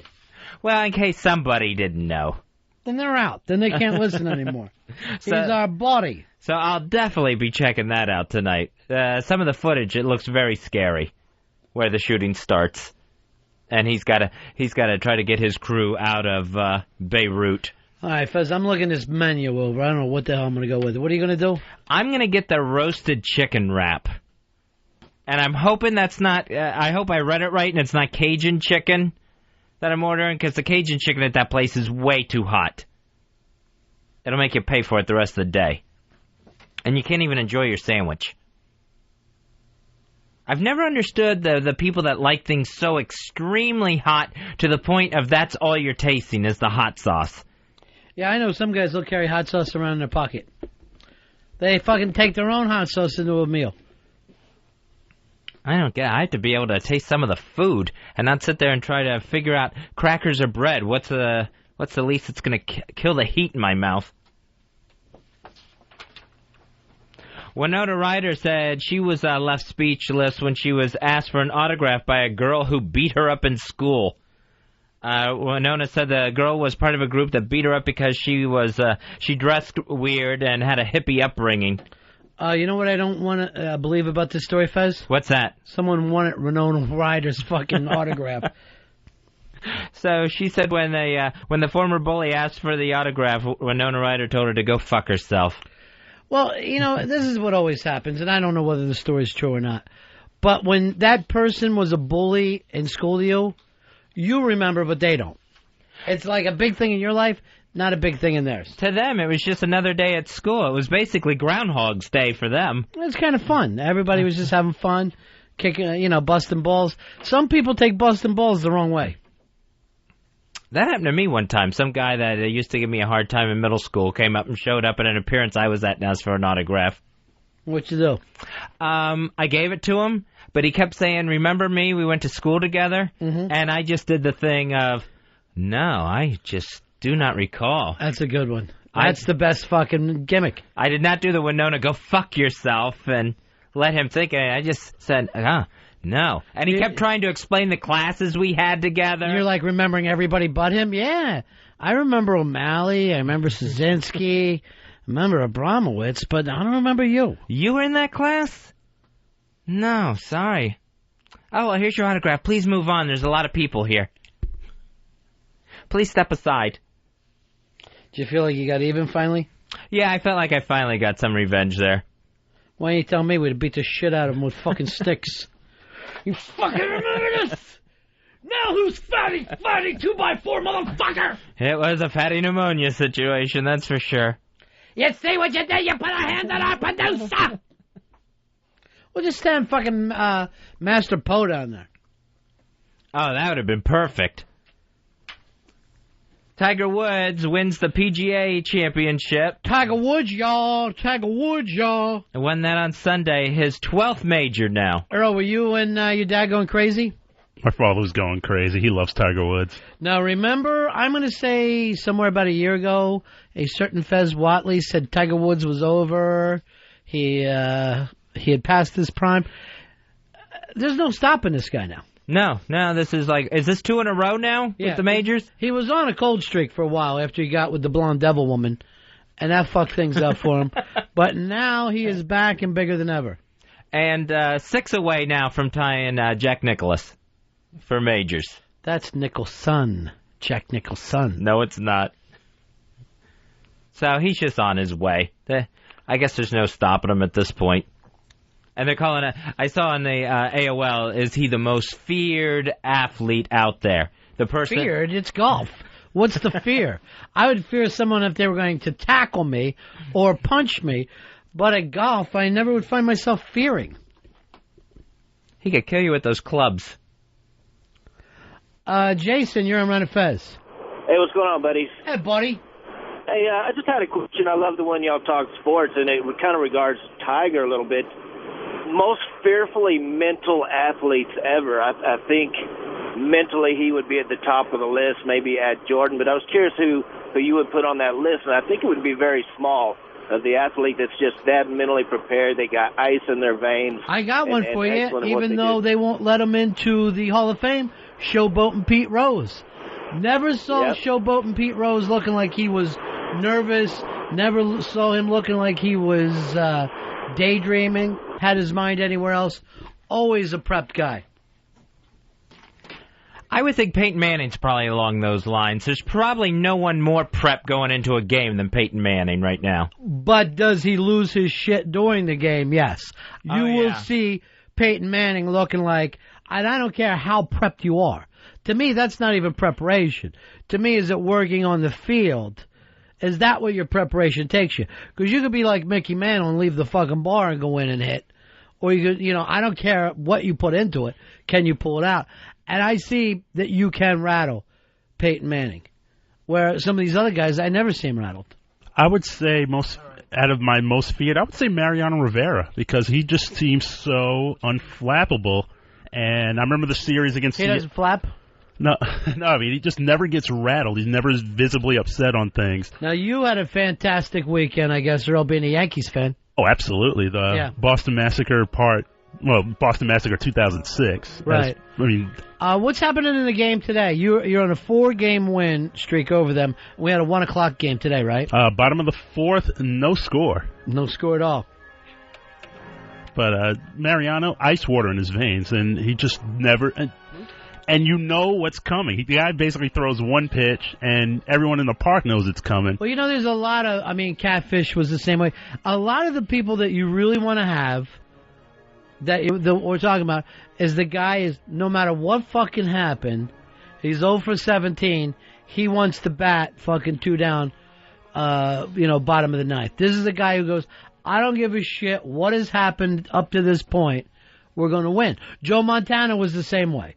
Joe Montana looked like, even though you were beating his ass the whole game, this one could be over. We're in trouble. Dominic, you're on Ron and Fez. Hey, Ron and Fez. Oh, man, I can't believe I got through you guys. I love you guys. Thanks, man. But what I was thinking is Mike Singletary from the Bears, if you look at old replays of him, those psychotic eyes you're always talking about, and he used to do some of the worst trash talking. Yeah, he was a little over weirded up for me. I don't like bug eyes. I like a little cool in my guys. What about Ray Lewis of the Ravens, where he would come out dancing and strutting and doing the whole deal, and that was does that shit. And that's the fun part of it. That was the last time he was smiling or had any type of happy demeanor, because once the game started, he was an animal, or is an animal. Here is Jay. Jay, you're on Ron and Fez. Go ahead, Jay. Hey, I wanted to talk about what about Vince Young from Texas? Well, we haven't seen him play yet as a pro. It will be interesting. Fez, long-term Vince Young, where you stand on him? I think Vince Young's going to be really good. I think he's in a good system at Tennessee. He would have been my first pick if I was the one picking. Where are you on Vince Young? I think he's just a pure athlete. He has a really good football head, too, so he's not... he could win a game with your arm, and he could actually, and of course, outrun everyone on the field. I think he's going to have a great career. Yeah, I'm hoping. We get somebody out of this fucking class. Leinart supposedly had a good preseason game this past weekend for Arizona. I think he threw a touchdown. What's that even mean, a good preseason game?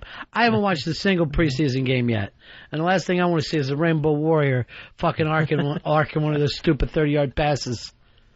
Last night on NBC Sunday Night Football, it was preseason, Seattle against Indianapolis. Now, any other time seems like the greatest game in the world, and it just... when Sorgi comes into quarterback for the Colts. Johnny, I'm not going to lie to you. I have no idea what I'm going to do for lunch here. It's really a mystery at this point right now. It's an absolute mystery. I look at this menu, and it just looks soggy to me. He wanted to go Chinese for us. You're not in a excuse. You're not in a Chinese mood, though, huh? No, I don't have an appetite for Chinese food today. Fuck. Hey, Cameron, you're on Ron and Fez. Hello. Yeah. Hey, what's going on? What can we do for you? I'm calling from Virginia Tech, and we have a killer on the loose. It's just Marcus Vick. Don't worry about it. No, it's not Marcus Vick. It's Michael Volva, and he killed some cops. I guess he's using his friend's last name. Good stuff over there today, Dave. Kevin, you're on Ron and Fez. Good afternoon, boys. Hey, buddy. It's an honor. I believe Lance Armstrong. It'd be hard to out-prepare that man. No, we're going with this, Johnny. He wants to stay with this. Lance Armstrong, he would be the best person if I wanted groceries delivered. But what I'm talking about is athletics. With Lance Armstrong, it's hard to tell. I mean, you have your whole... I never understood if anyone else on his team could win the Tour de France. Or why, since he's part of a team... How come he's the one who's considered winning the Tour de France? Like it wasn't just America winning the Tour de France. Well, doesn't the same thing happen with car racing where they're like teams and they help each other out? Yeah, there's definitely teams where they help each other with the drafting and stuff, but at least each one of those individuals could still win the race. Well, couldn't that happen in bicycling too? Oh, that was my question. I didn't think so. I took it the same way as NASCAR, where it seems like they're a team, and then, the last 100 yards, go ahead, you take it. No, you do it. Give me another story. I'm going to give him mine. Oh, okay. Pope Benedict urged people to cut down on work, saying too much can often lead to the hardness of the heart, stating that even the Pope has to guard against working too much. So, as the summer's winding down, we have the Pope telling us, let's take it easy, everyone. Everybody's working too hard. Now, this was a week after he said, I don't like to make too many of those papal trips. I just don't care to leave home that much. I got to agree with the guy. I think there's way too much working going on. I know. Europe, France in particular, they'll take that whole month of August off. That's got to be great. That's got to just make for a happier country, right? With everybody getting time off? Would seem like it. What do you think is the right amount of vacation for a guy starting a job? I think probably...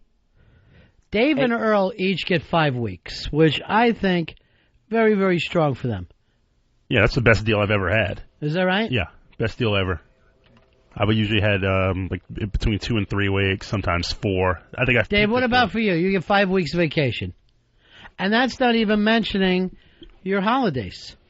Yeah, it's a wonderful deal. Yeah. I couldn't be more ecstatic, I need some time off to refresh myself, and I think about 6 weeks or 7 weeks would be When you say refresh yourself, it's from being soiled. Yeah. Here's what bothers me. Why should anybody work more than a basketball player or a TV star? Those people seem to take some time off, and the world goes on.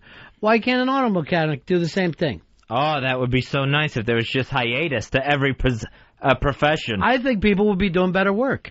I read a recent study. They said if you only work like 4 hours a day, you would accomplish more than if you had a job working 8 hours a day.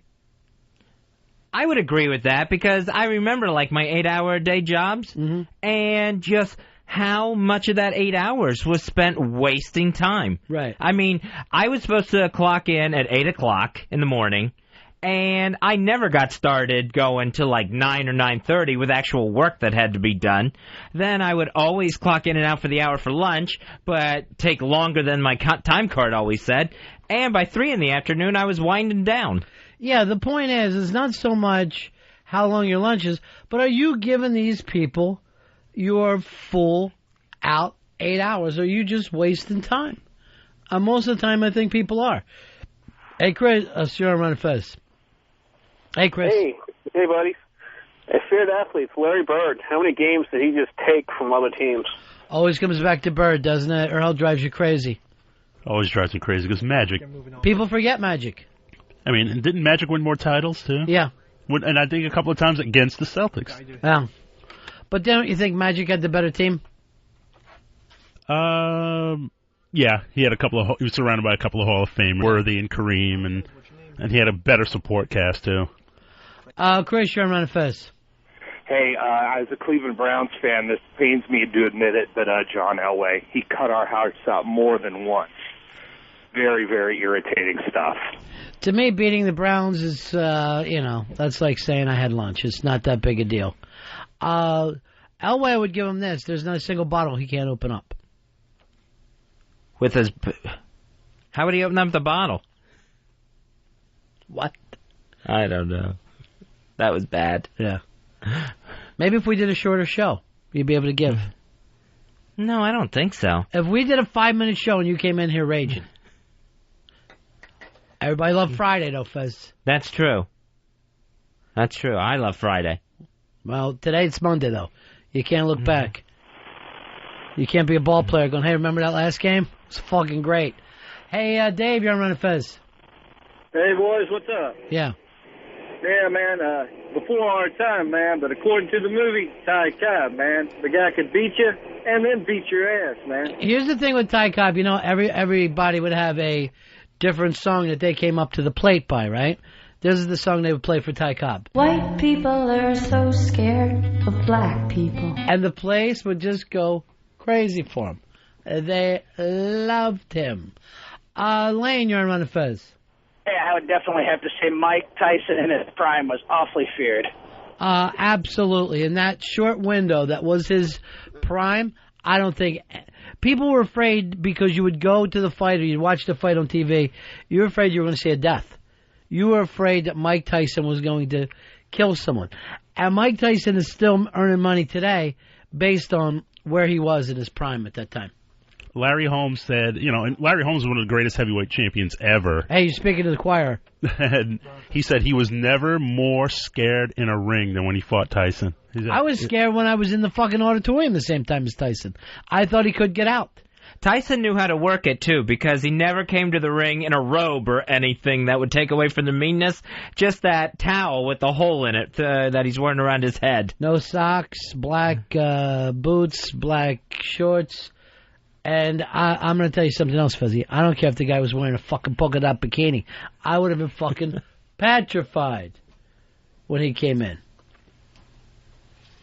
A Georgia neighbor of former pitcher Kevin Brown called the sheriff after an argument that led to Brown pulling a gun on him. You know what he said? He actually said, "What can Brown do for you?" I don't know where he gets it from. It's like a bad movie. I think that's what happens when you live too rurally.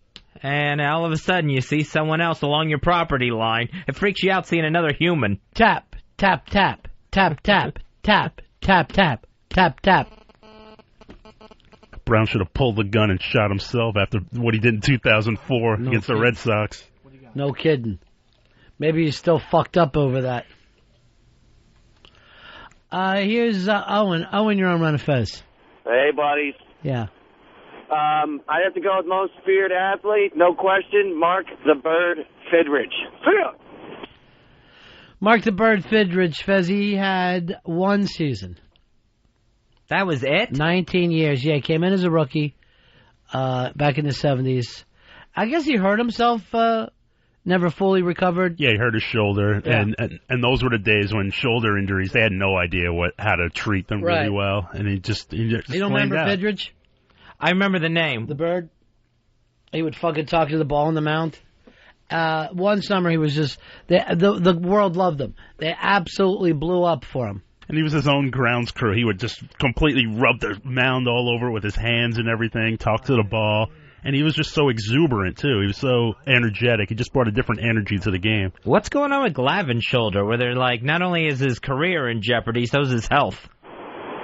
Do you know that, Earl? Blood clot. They think it's a blood clot in the shoulder. John, you're on Ron and Fez. Hello. Yeah. Yeah, you guys were talking about cutting back on work, a daily work basis or whatnot.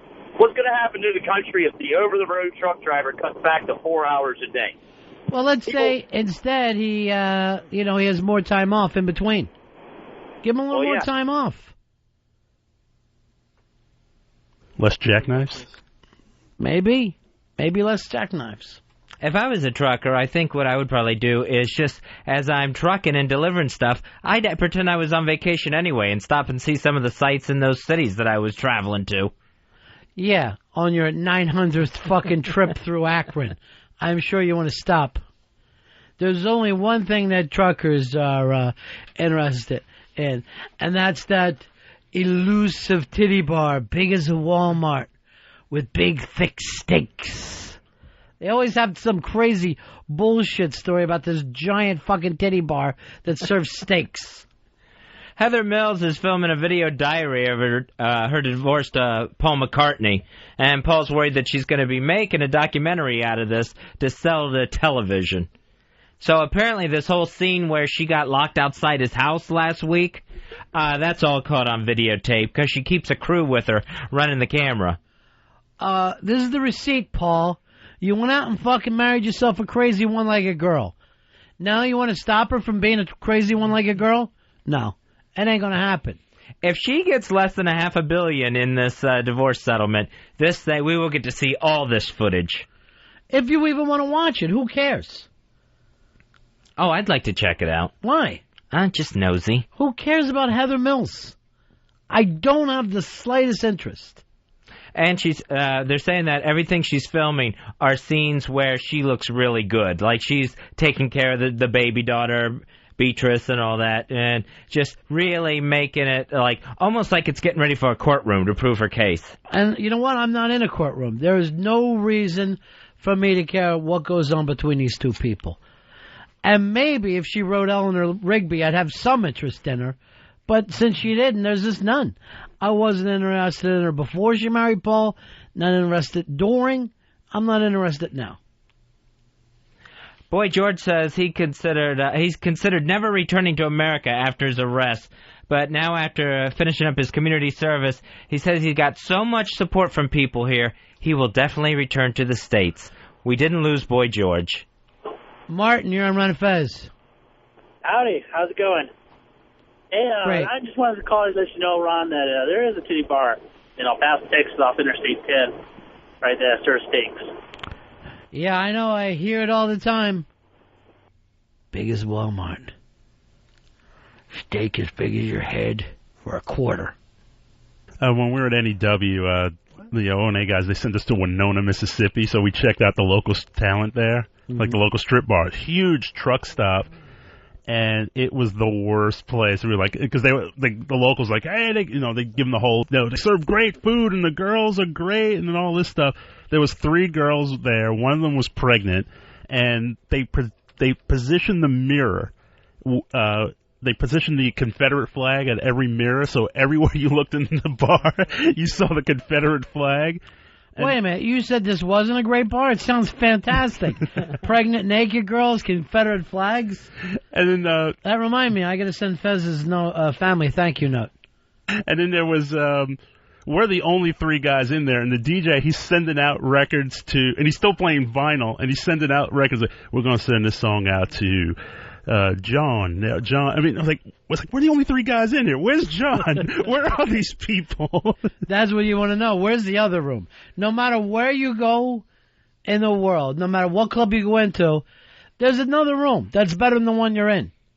And I don't care if you're in the greatest room you've ever been in your life. There's something a little better happening upstairs. There's a story out of Kenton, Ohio, where these high schoolers playing a prank put a decoy deer in the middle of the road to watch cars swerve. Well, one hit the deer, swerved into the ditch. The kids that were driving the car got hurt. So the ones that pulled the prank, they get sentenced to 60 days at a juvenile detention center.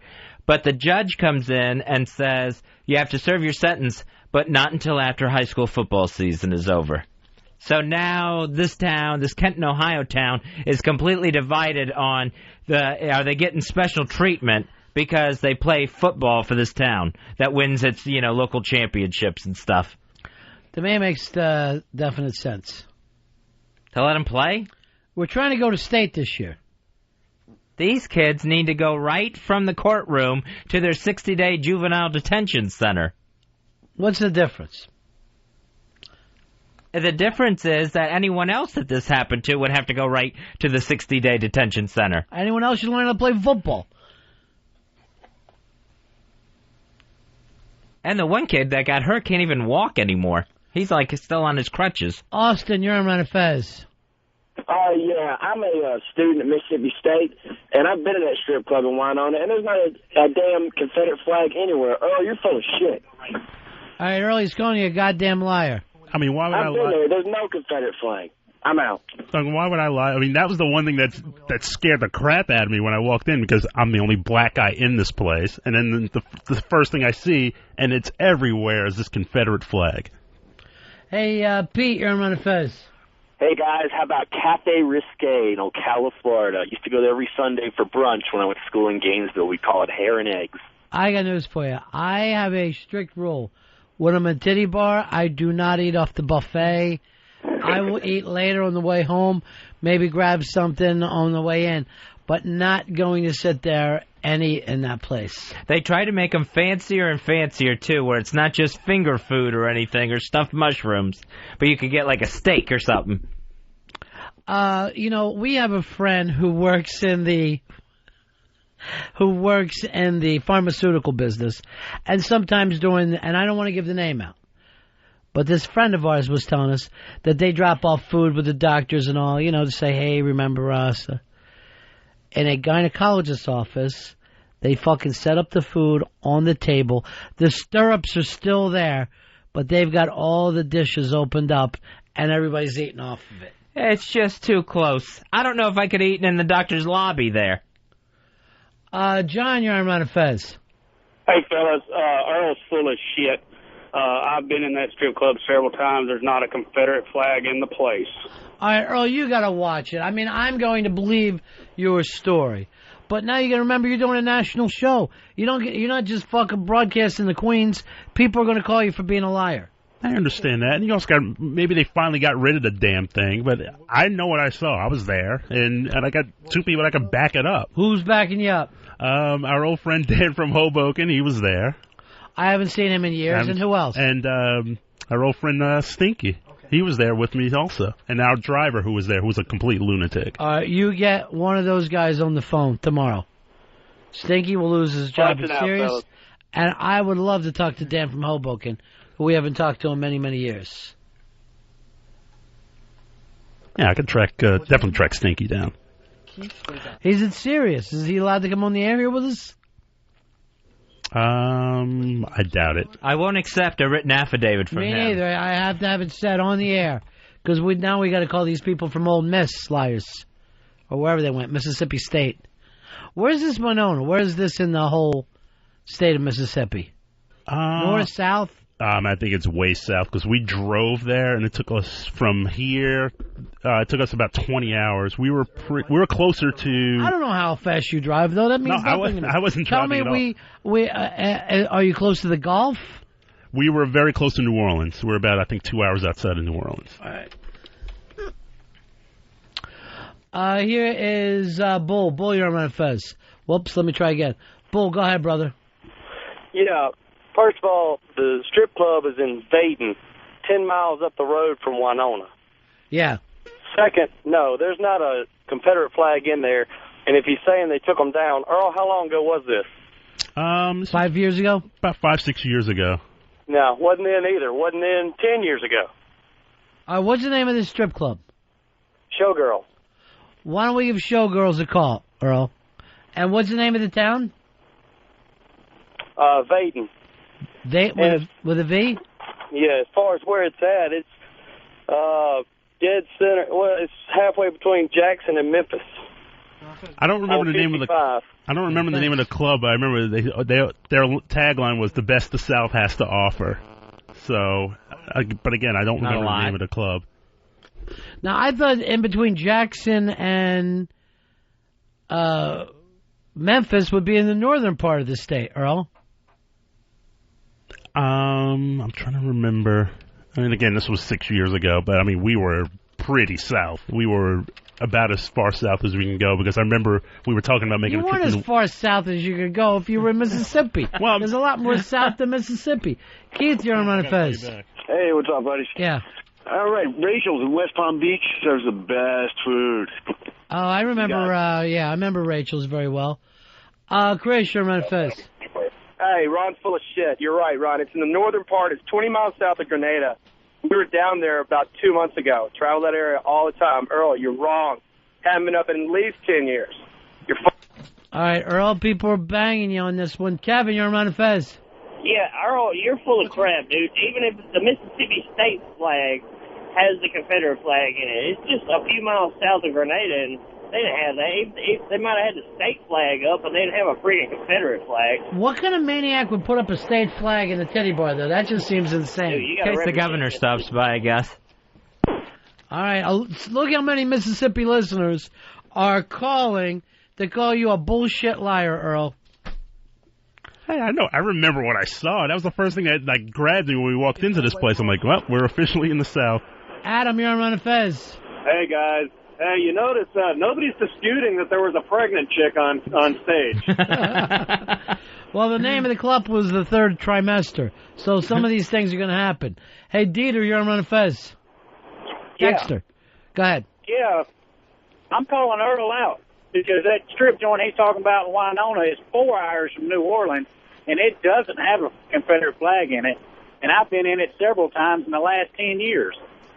All right, Earl, you're being called a goddamn liar over and over and over here. Hey, I know what I saw. I mean, you think I'm gonna make something up like that? Well, first of all, you're wrong. You said you were 2 hours. You said you couldn't get any further south, and now we're finding out you're 4 hours north of New Orleans. You're almost in St. Louis. I mean, I remember being told by our driver, I was like, how far are we from New Orleans? He goes, a couple of hours. But then again, he drove like a lunatic, so I didn't know. Corey in Mississippi, you're on Fez. How are you? How's it going, boys? Yeah. Yeah, Earl's a liar. He's, Baden is about 2 hours south of Memphis, and like the guy said, about 4 hours north of New Orleans.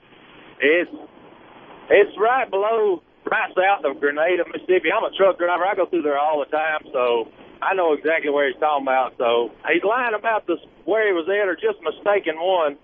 But I haven't ever been in Baden. I've got some friends that go in there a lot, but now, as far as the Confederate flag thing goes, I couldn't tell you if he's lying or not on that. But as far as 2 hours north of New Orleans, no, I don't think so. All right, thank you very much, my friend.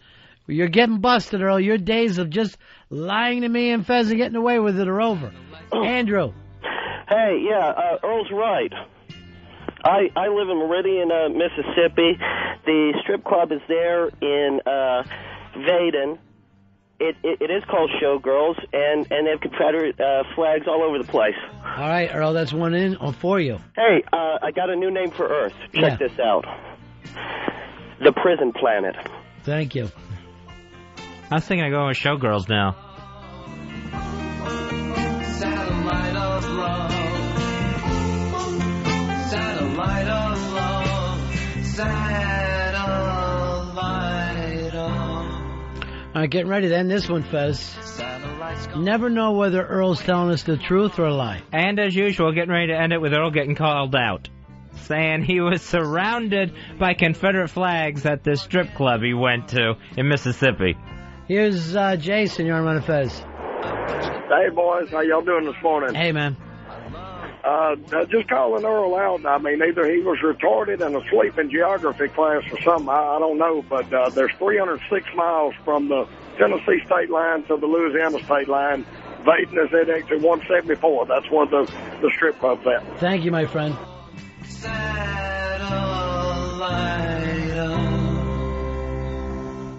I've been told Earl, you forget people can hear you. You think that you're just sitting in a diner with your friends bullshitting. There's people in Mississippi listening. I didn't know the exact location of it. It was part of that 4-day road trip that we went on. Everything was a blur. Why not just go all the way and say everyone was dressed in Confederate uniforms? You know what? This didn't start this way if everything's a blur. He's like, oh, damn, I remember this place. Pregnant woman, Confederate flags, and throwing fucking songs to nobody. I think he did say, I'll never forget it. No, but the one part is, they had this one Confederate flag, but it was positioned where you can, anywhere in the club, you can see it. Big G, you're on Fez. Hey, boys, how y'all doing? Yeah, pal. Okay, Jacksonville, Mississippi. Earl is absolutely correct. Mm-hmm. He is absolutely correct. About the club? About the club, because that was their featured attraction there. What's that? The women going around, that was their featured attraction. Oh, I believe that part. With the flags, it was their featured attraction. The girls did do that, but they got a little bit heat. They got a little bit of heat about it, so they switched the whole thing around. So I don't know what these other guys are doing. They just messing with you. All right, thanks, bro. And the club is called Stars and Bras. Satellite. All right, Earl. That's it for the Ron and Fez show. Join us tomorrow, right after the O&A replay. That's the end of my show. Donk.